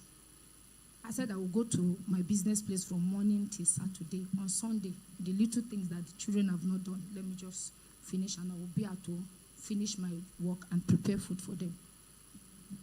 If the children said they want to stay with me, he will tell them it is those people that devil has possessed are the people that don't go to church. I don't complain. At times, transfer of aggression, he will beat the children, most especially the small one. He will force food to her mouth. That eat, you're stupid, eat, you must eat. He wakes up in the morning to do their pap, to prepare all those ones I used to overlook. But after that, they are just like, I told the mother, that I am tired. I'm no longer interested. That day was on Saturday. That Sunday, the following day, me and the mother would discuss a lot. So he called my dad and told my dad that because when they came back from church, I didn't prepare anything because I was tired. I said, I'm not ready to do anything. He called my dad that I didn't prepare food and I didn't go to church. And I left the house. I just went out to see my friend. So my dad now called me. That was when I now told my dad that actually I didn't want to tell him anything, but since he has called you, this was what happened. And I told him that I am tired of the marriage. I don't want marriage again. So the one of my barrister friend, I told her, she said I should call any of the sisters, the sibling that I'm close to, that I should just tell them that I'm no longer interested because I've told the mother. The mother was like, I should call my dad. I said I should call my dad that what? That my dad should talk to him. That I'm matured enough to take my decision. I'm the one in the marriage. So that's my friend. When she told me, I now called the younger sister that this is what happened. Me, I'm tired. She was like, no, that he's spiritual. That was what she told me. Yes, we have to. Okay. Yes. It is spiritual. Yes. I said, okay. I just called you to tell you that I'm no longer interested. That they should go, me too, I should go and do my spiritual. Him, should go and just like that. December, I told him I was traveling. He didn't answer me. But before then, I told him that I want a divorce. He said, I will not divorce you. That if you want to go and you can divorce, I will sign. That you know the process. I was just cutting the story. Yeah. So I left December 27th, 2023. 2023, I came to my father's house. In Lagos? Lagos. Where did he marry you from? Lagos or? He came to Lagos to marry me, but I knew him in Abuja. Okay. Ogunlana precisely. Ogunlana. Yes, when I was in school. The family member, the mother and the elder sister and husband now came to the house. Because my daughter, the girl that was staying with me, that's the second cousin, called me and said, the people said they want to come to my house. She told them that he told the family members that 𝗕𝗺𝗪𝗀𝗧 So that girl told me, I said, I don't have any issue. If they want to come, fine. If they don't want to come, I don't. So, but the mother now came to my house with the elder sister. The mother now said, I didn't come here to beg on behalf of my son. That I came to beg you because you took care of me as daughter to mother. So the sister, all of them now like that, I should please just forgive him because that is the father's carbon copy. So, but I told them that I've made up my mind. I'm not going back because if I go back, it's going to be disastrous. Everybody should just be. Last year, because I was talking, whenever the children calls, whenever he's not around, the children will call me because they have a small phone. Oh, okay, you left without the children? I left without the children. Because they said, what about the children? I said, I dashed them the children. If you people want to use the children to hold me back, I dashed them. But before leaving, I told the children that if I cannot liberate myself, how can I liberate you people? Let me liberate myself first. I will come back for you.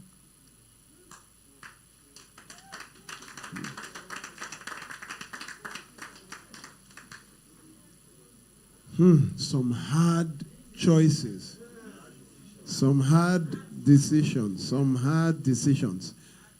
So, go ahead. After 6 months, yes, after 6 months, I went to pick because the girl was telling my mommy, I am starving. There's a way I prepare their food. But even the day before I left, the father was, forcing food into the girl's mouth. How old is she? She was six then. 6 years old? 6 years old. And you are forcing food into a 6 So he does. He will say the girl doesn't want to eat. I will allow her to eat by herself. He's the one that will make food for them and be forcing it. You must eat. You are this, you are that. But all those things are, I said if I react, people, because he's a church person, he's a nice person, he's very nice outside, nobody will believe me. Okay. So now, what's the situation? Yes. 6 months after, I went to pick my daughter. You have 2 kids, right? Yes. So you went 1/2. Yes. So the one you picked, the older or the younger? She was 6 then, the smaller one. Yes, the younger one. Okay. Last month, they called me. For the boy, last year, my mother passed on before the mother. Oh. The boy called me because I told him that, let me pick you. He said, no, my mommy, the expenses will be too much for you. That I can manage with the cousin. He called, I told my friend, because their phone was bad, and I told my friend that, please, if you see my son in church, that I want to speak to him. That day was his birthday, September 15th. I will not forget. So she called the boy outside and gave the boy phone. I said, I called his name. How are you? How are you faring? Happy birthday. He said, my mommy, my daddy used to call me. That is how he abused everybody. My daddy used to call me thief. Even the mother too calls me thief. I said, did you take anything from them? He said, no. It was when he said even the mother called me thief, I felt it. That I'll come and pick you. He said no, because of the cousin that was staying with them. But last month they called me that they ran out of the house, the 2 of them, to another of their uncle's place. He's a medical doctor.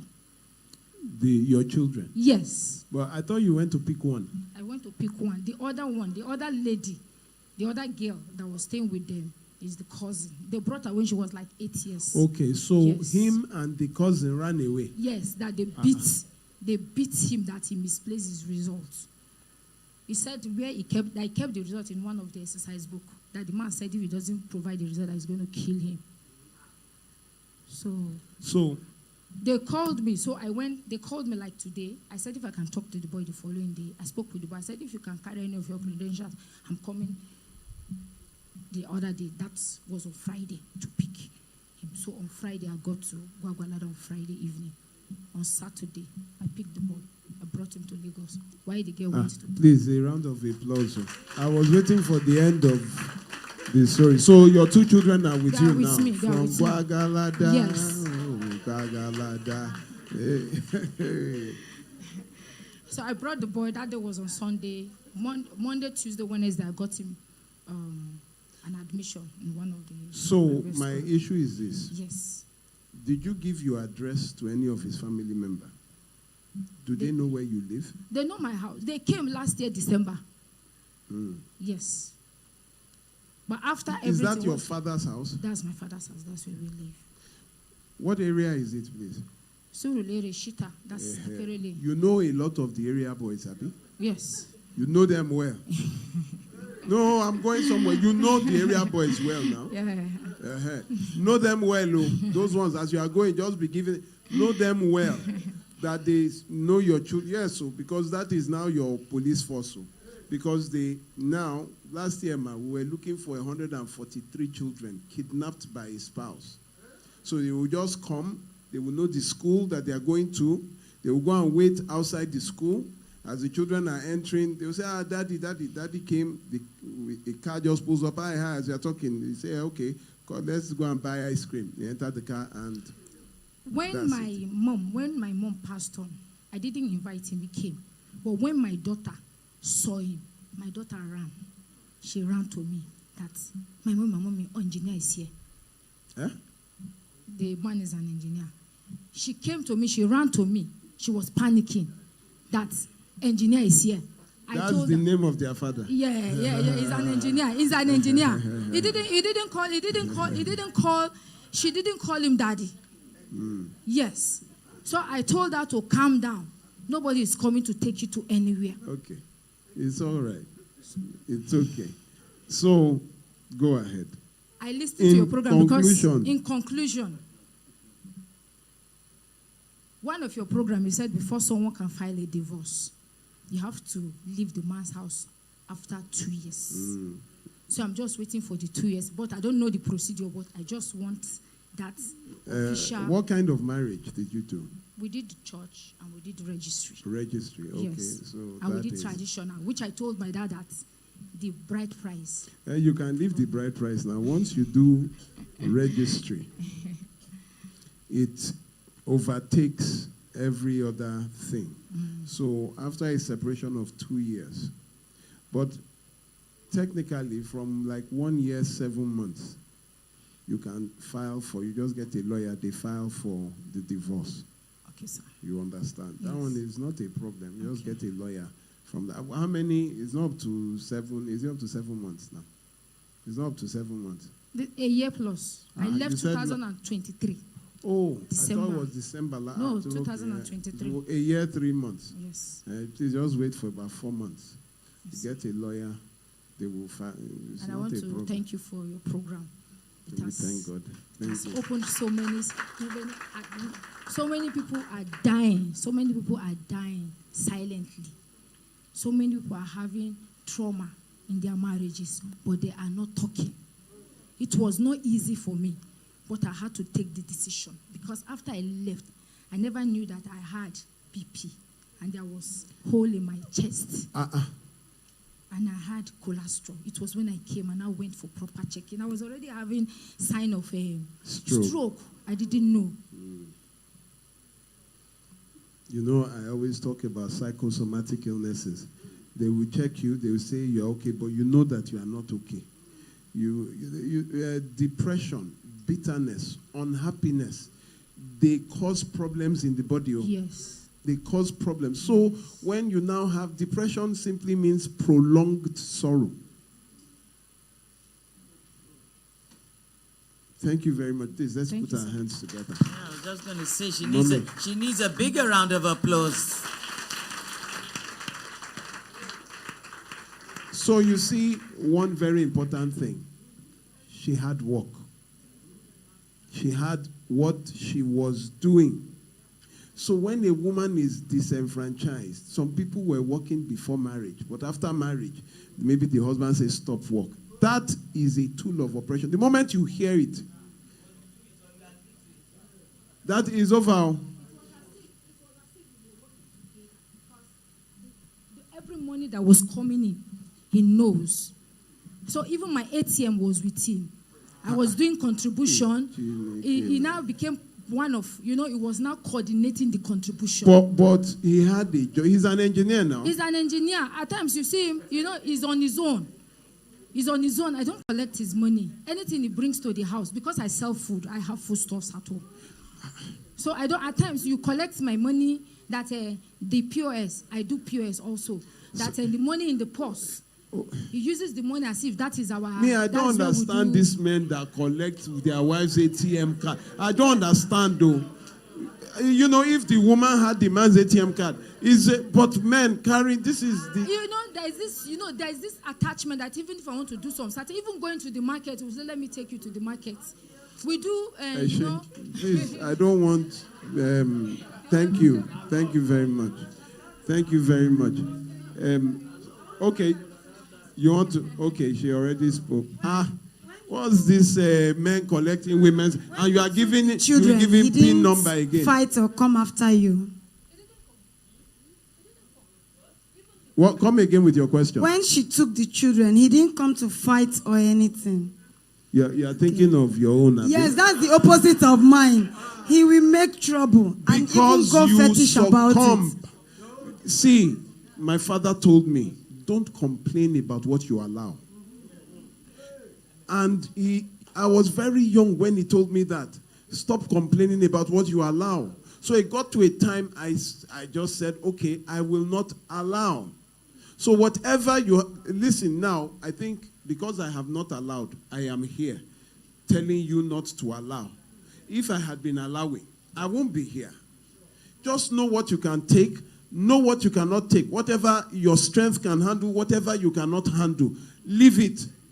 The moment you decide, do you know the meaning of that? Yes. The day you decide enough is enough. That is the day enough will be enough. Can you be reproducing in abuse? A man will not feed you, yet will have an erection to give you babies, and you will conceive when you have not eaten. When you have not eaten, when the first child has not eaten, the second child has not eaten, you are in tears, you are crying. Thank you very much. Please put your hands together for her. Women, you must have your money. Take the child. I keep telling people, nothing will happen. The worst they will do is shout. Nothing will happen. Go ahead, sir. Good afternoon, all. How are you, sir? Fine, thank you. My name is Barrister. No, for a very long time. Yes. At my tender age, married couple used to bring their complaint to me. Sometimes I don't even know how to answer. What I'll do, I'll go and ask married people, if someone bring this kind of question, how will you answer? Some brief me. I now got the idea. And now getting back to them, I answer. So in the process, I discovered that the rate women are suffering in this marriage. 90% of women are suffering. Some suffer in silence. You know, some use material, clothes, makeup to console themselves, to cover it up. The moment they remove all those things and go back to normal, I always do a kind of research to find out why women are suffering the way they do. In the process, I discovered that among the reasons, some men, their inborn character, inbuilt bad character. 2, single ladies, 𝗕𝗺𝗫𝗁, single mothers are the main agents of trouble in homes.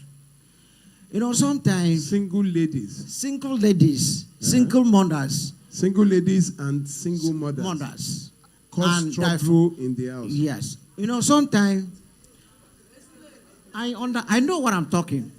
There is kind of trap they set to discontented men that fall into that trap.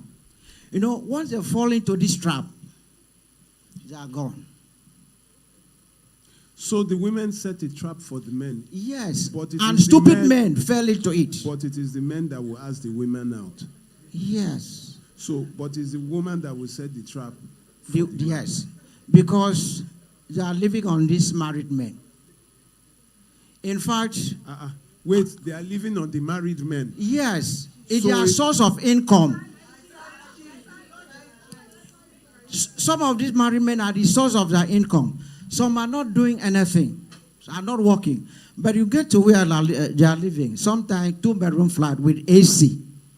Sometimes some of these men following them, they don't have standing fan.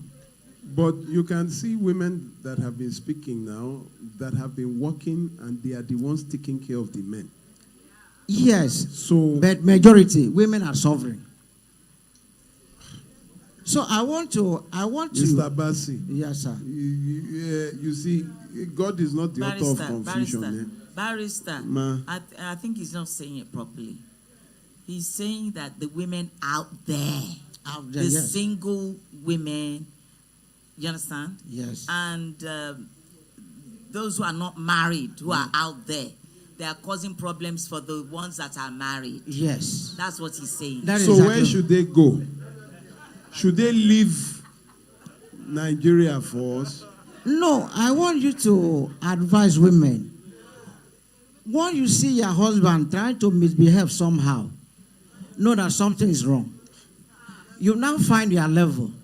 And another question I want to, is there any way you can advise men to go out of that trap they are in so that they can remember their children in the home? Oga Bassi. Yes. I remember 𝗕𝗏𝗀 and the company. Oga 𝗕𝗏𝗀. Yes, sir. When you know what a trap is. Let me define. Let me not define it. Let me read what the Oxford Dictionary calls a trap. So that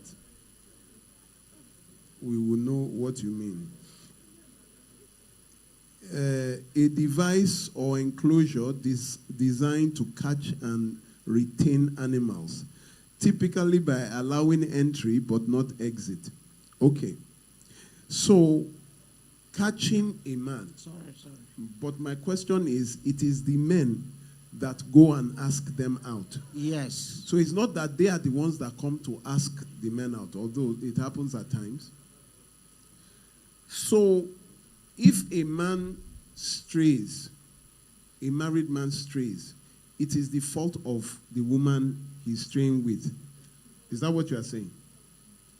It is the women that are to blame, the single ladies outside. They are the ones that are to blame for married men who go to meet them. Yes, because they make themselves so attractive.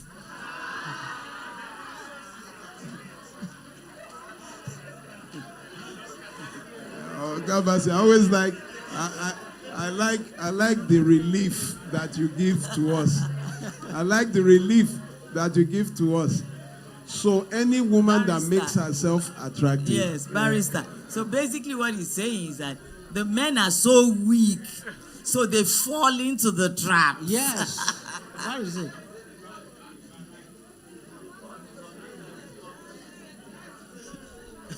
So do men trap women too? Or is it women that are just trapping men? Do men trap women? They do. But very few.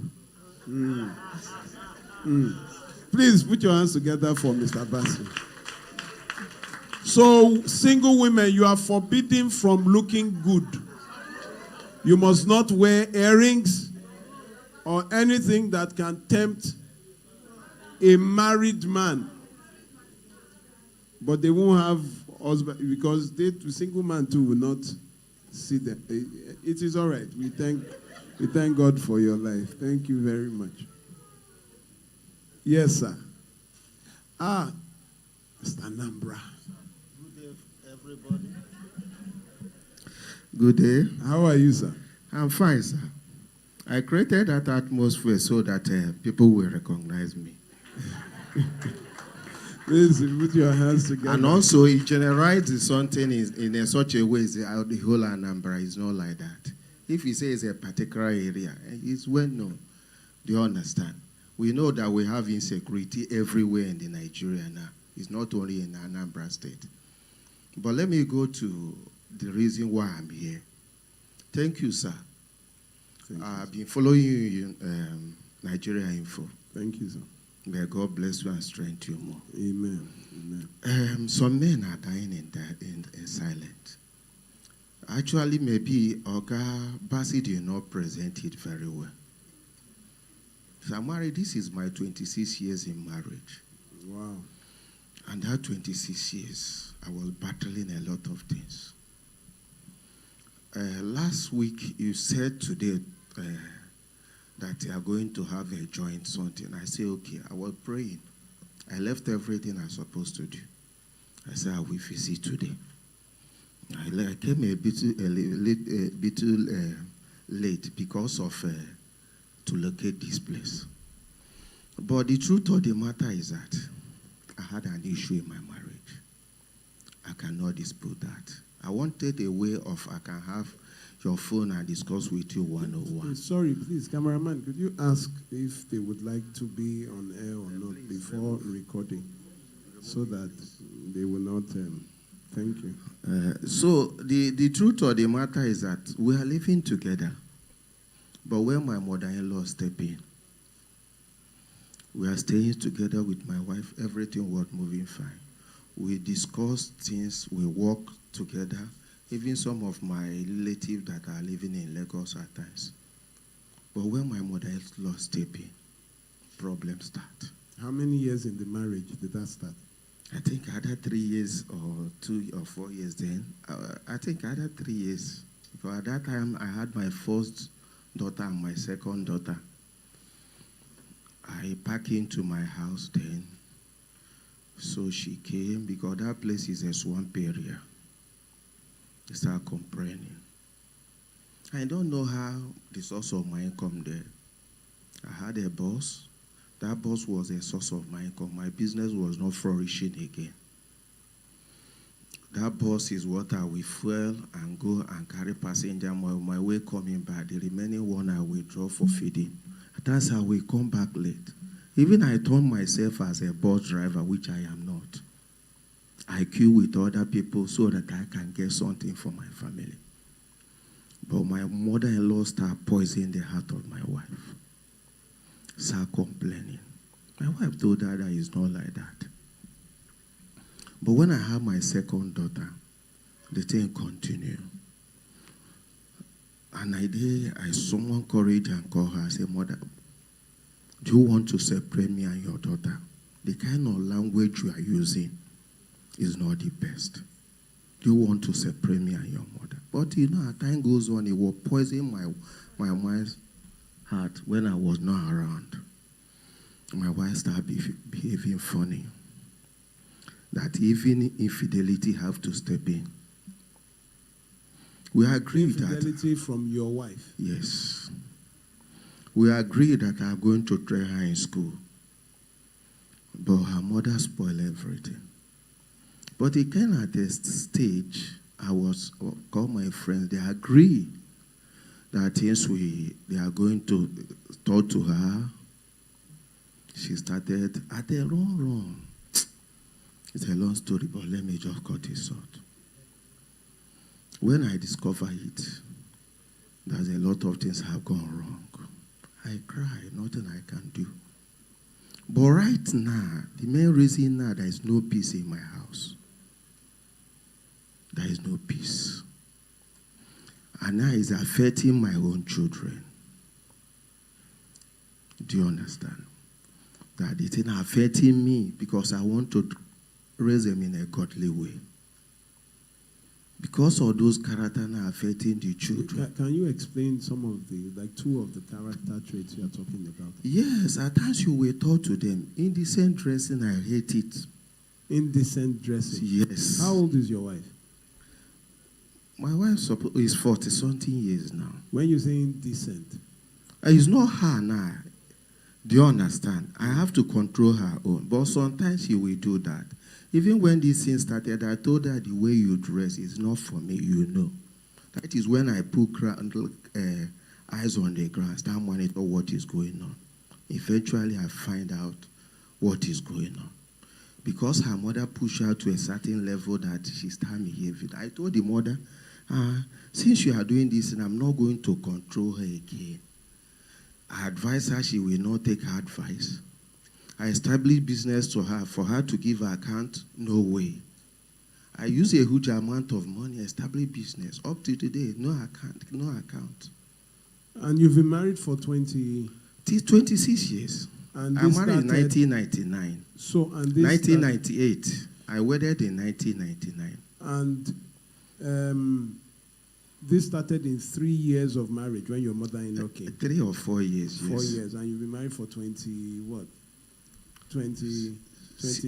Yes. So I've been unhappy for 23 years. I've been managing it, but this time around, the thing have come up to this certain level that I cannot be any longer. And that is the reason why I'm here, because I'm tired. I can't think very well like a human being. I'm disturbed. Do you understand? I'm afraid of my children. I want to raise them. But by God's grace, I have 2 graduates now, my own children. And one is undergraduate and others. But the way he carried them, times those children will call us and say, oh, Daddy, Mommy, what is happening? I will explain my own part of it. But I never knew that infidelity have joined it there till I find out. Do you understand? What year did you find out?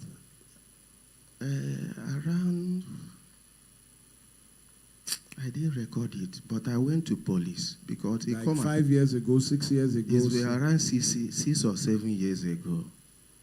Because I have to pack away from my house because of the pressure they are giving me. There's a lot of this thing. They are giving me a lot of pressure. I have to move away from. Who is giving you pressure? They gang up against me. Who? Both the family where I married, the mother and everything.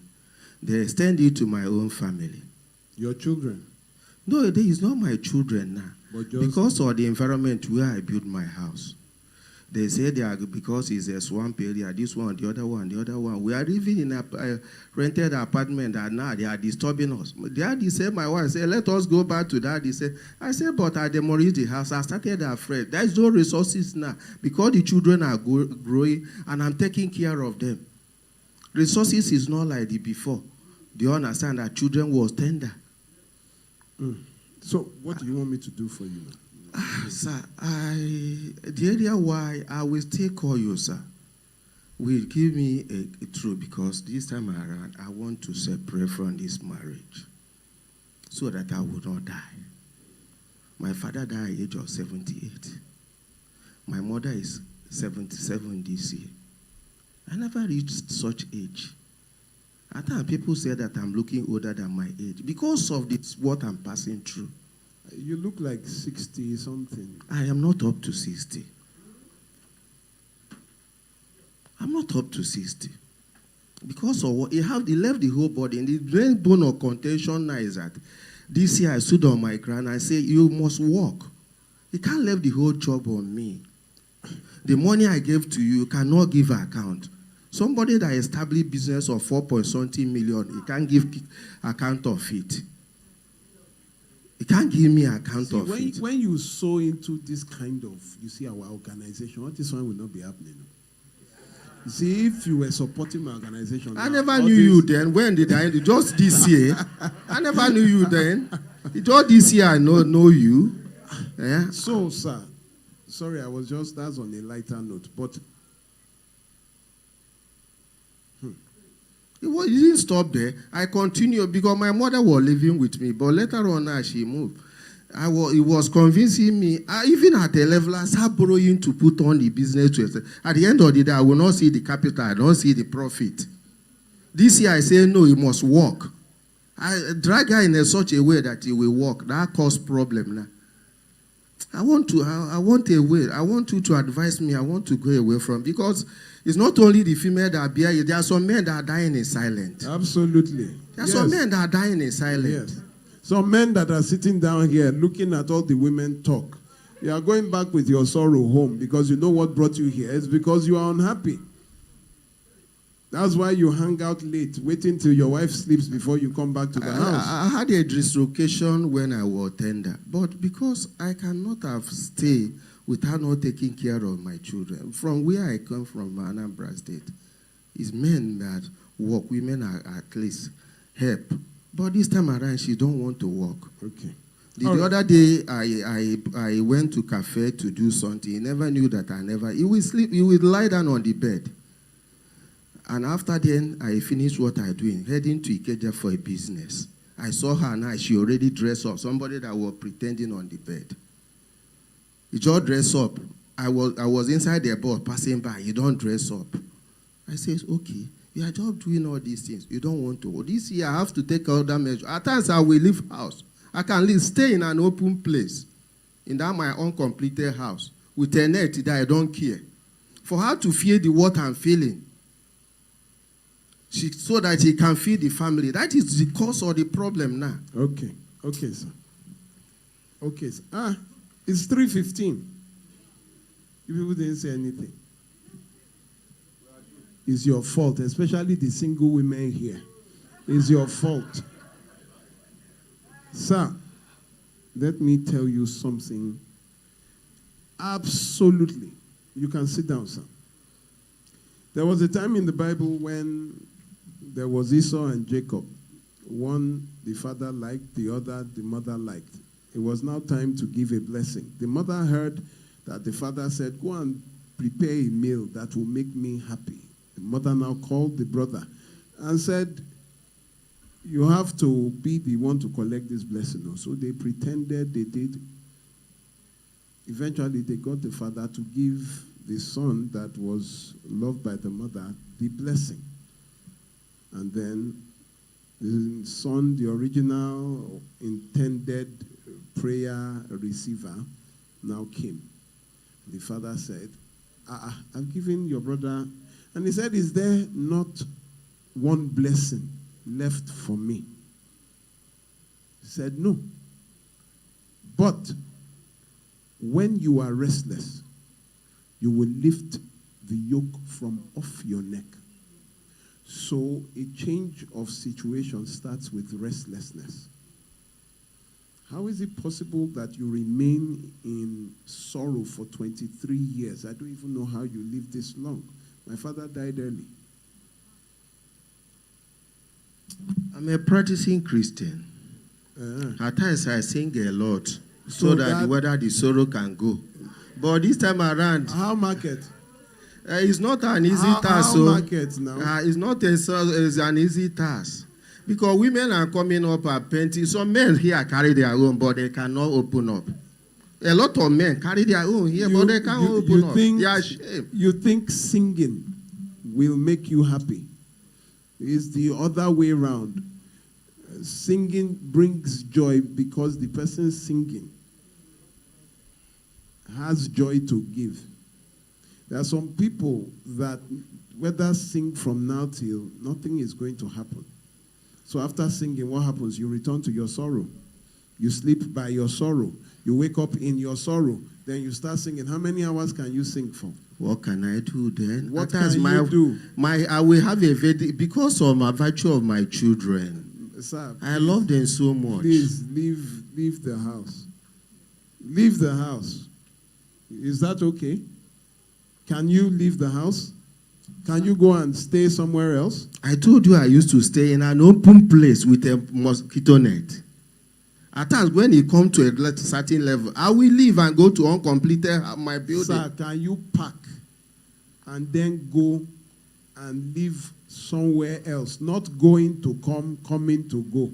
Sir, the truth of the matter is that I done that in past.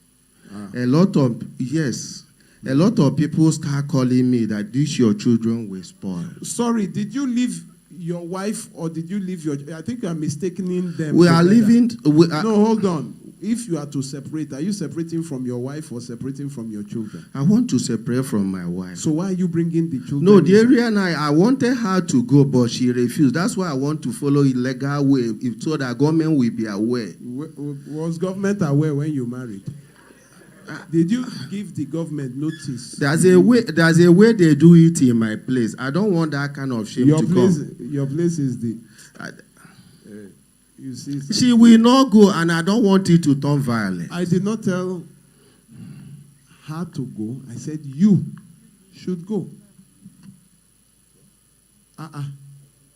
There was a naval officer around Ojo.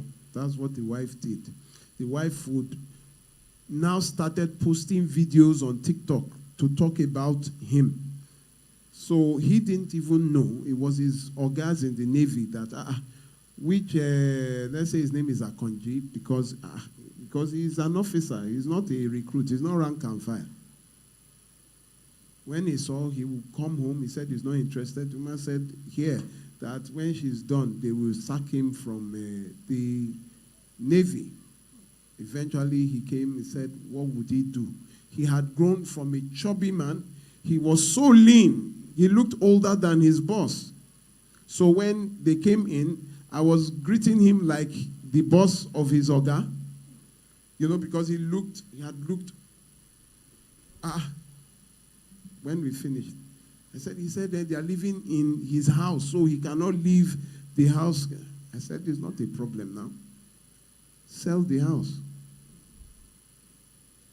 He said that she would just sell it. Don't put this house is for sale. You have the document. Just went. And another officer bought it. In fact, gave at a discount. Just, his own was survivor sales, you know, just let me. And the woman was still pulling trouble when the officer came with his to park. He said, madam, what are you still doing here? The woman said, what do you mean? He said, I bought this house. I said, lie, it is not. Officers just came, escorted the woman out with her, and the man moved in. The children, the man had already talked to, we talked to the children. The children had one time just be living one after the other. They know where the father's new house is. All of them. So the woman, after, it was a military, it was just a military coup. Very, very easy. The man used the money there and moved away. Nobody knows. I said, don't tell anybody where you are. The man is better now, but he has developed one kind of heart condition that I don't understand. And that's what really happens. When you have prolonged sorrow, it comes with health problems. So you can't be giving me reasons or excuses why you can. If that, wherever you are, if it burns today, will you burn with it? No, you will go and look for somewhere else. No, I have an uncompleted building. The essence of it, now, even they are giving quick notice and a letter that we should come to court. My idea now is that even if one room are going to cover in my house. For what? No, where we were rented, where these things are happening now. They gave us quick notice. But you have not gone? No, they said we should come on Monday. I wanted to see one of my brothers. Leave now. So what I want to do, my own personal house now is on the lintel level. I wanted to, if I can cover it, but the resources is not like before. So that I can live there. Okay. Let me tell you something. In closing, because this is 3:22. When I lost my house in a fire 2010, when I had to meet with, after some years, I was sleeping in cars. Do you understand? I would tell my friends in the same estate that please don't lock the car. At night, I would sleep at the back of the car, their cars. If that is not working, at night I will be walking round Onike towards Shomolu to look for a church that they are doing night vigil, so that I will enter and I will sleep at the back. I slept in uncompleted buildings that you are looking at me here. I was beaten up that I was the one that stole the cement in the uncompleted building. That the engineer said the cement had been missing for some time because I just went to sit there. It was because of my English. The man said, you sound educated. I said, I had a problem and I didn't have anywhere to. But I have received like 4 slaps that, workers. Who are you? So you are the one that. Oga, if you want to leave, by the time I now started my house, it was developed. I didn't have kobo. You see that my house that burnt with everything. Upstairs was where we stayed. Downstairs was my office. So everything burnt. When I moved into my own house, it was only the master's bedroom that had roof. If you come out of the master's bedroom, the parlor, you'll be seeing the sky. There was no staircase upstairs. It was ladder. I will climb a ladder. There was no toilet. There was no bathroom. That master's bedroom, I just did it, put roof, mosquito net, and that was it. Went to get mattress, and I would sleep there. When it's raining, you can't open the master, because once you just open the door, water will come into the. So if you are waiting to have it finished, today it's finished, that's where I've been living. But when I moved in, you will climb the ladder like this up. It was bamboo that we used to. So when you are saying there's nothing, you've not finished the inter level, guys, because you even have property. You even have property. You said lintel. Just do somewhere that you put a mattress and peace of mind. Peace of mind is what you are looking for. Do you understand what I'm saying? Peace of mind is what you are looking for. My house then. It was only the master's bedroom that had roof, kitchen, the sun. There was even nothing in the kitchen. There was nothing anywhere, just from the room into the sky. Nothing. To go, people cannot, they say, this is where I'm living. You wait outside, you climb bamboo to come upstairs. The toilet, it was one bucket. I just cover it. And at night, I will carry it downstairs. go into the main gutter, pour everything. But if I'm not telling you now, will you know? Some of us, you know the living conditions of people. But today, I've been able to, I don't know. Please, let's put our hands together for him. Your determination must be to live long. You know, I'm angry at my father. My father stayed till I graduated from the university and then moved out of the house because he was unhappy. I don't blame him. You know, my mother too had her own life, but he was unhappy. He said he didn't want me to fail, so he stayed. And as I finished, he packed out. He didn't even tell us where he went. We just packed out. How I found him was that I saw his car on Herbert Macaulay. And I just thought that's after months. And I started tailing the car. That's how I found where he was. He now had the audacity to die before I became anything. So now,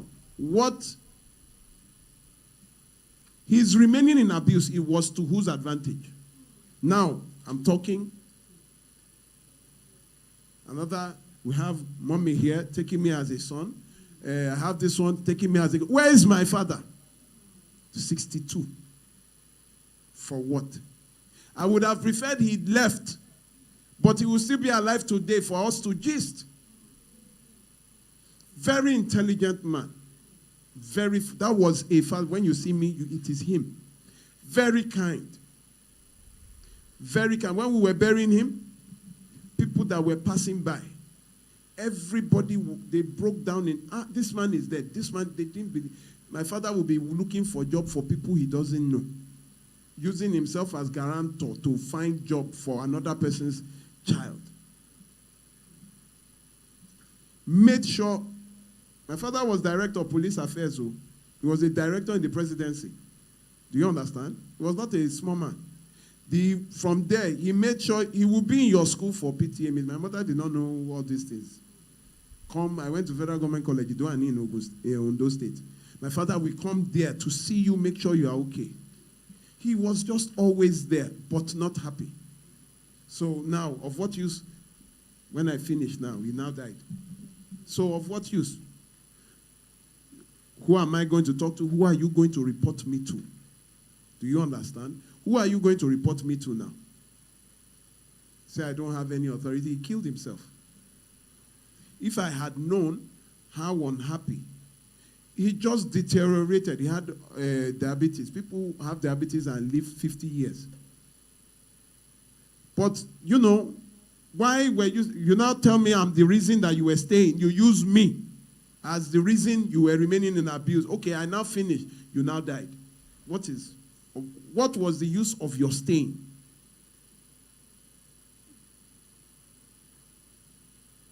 So now, I'm feeling it.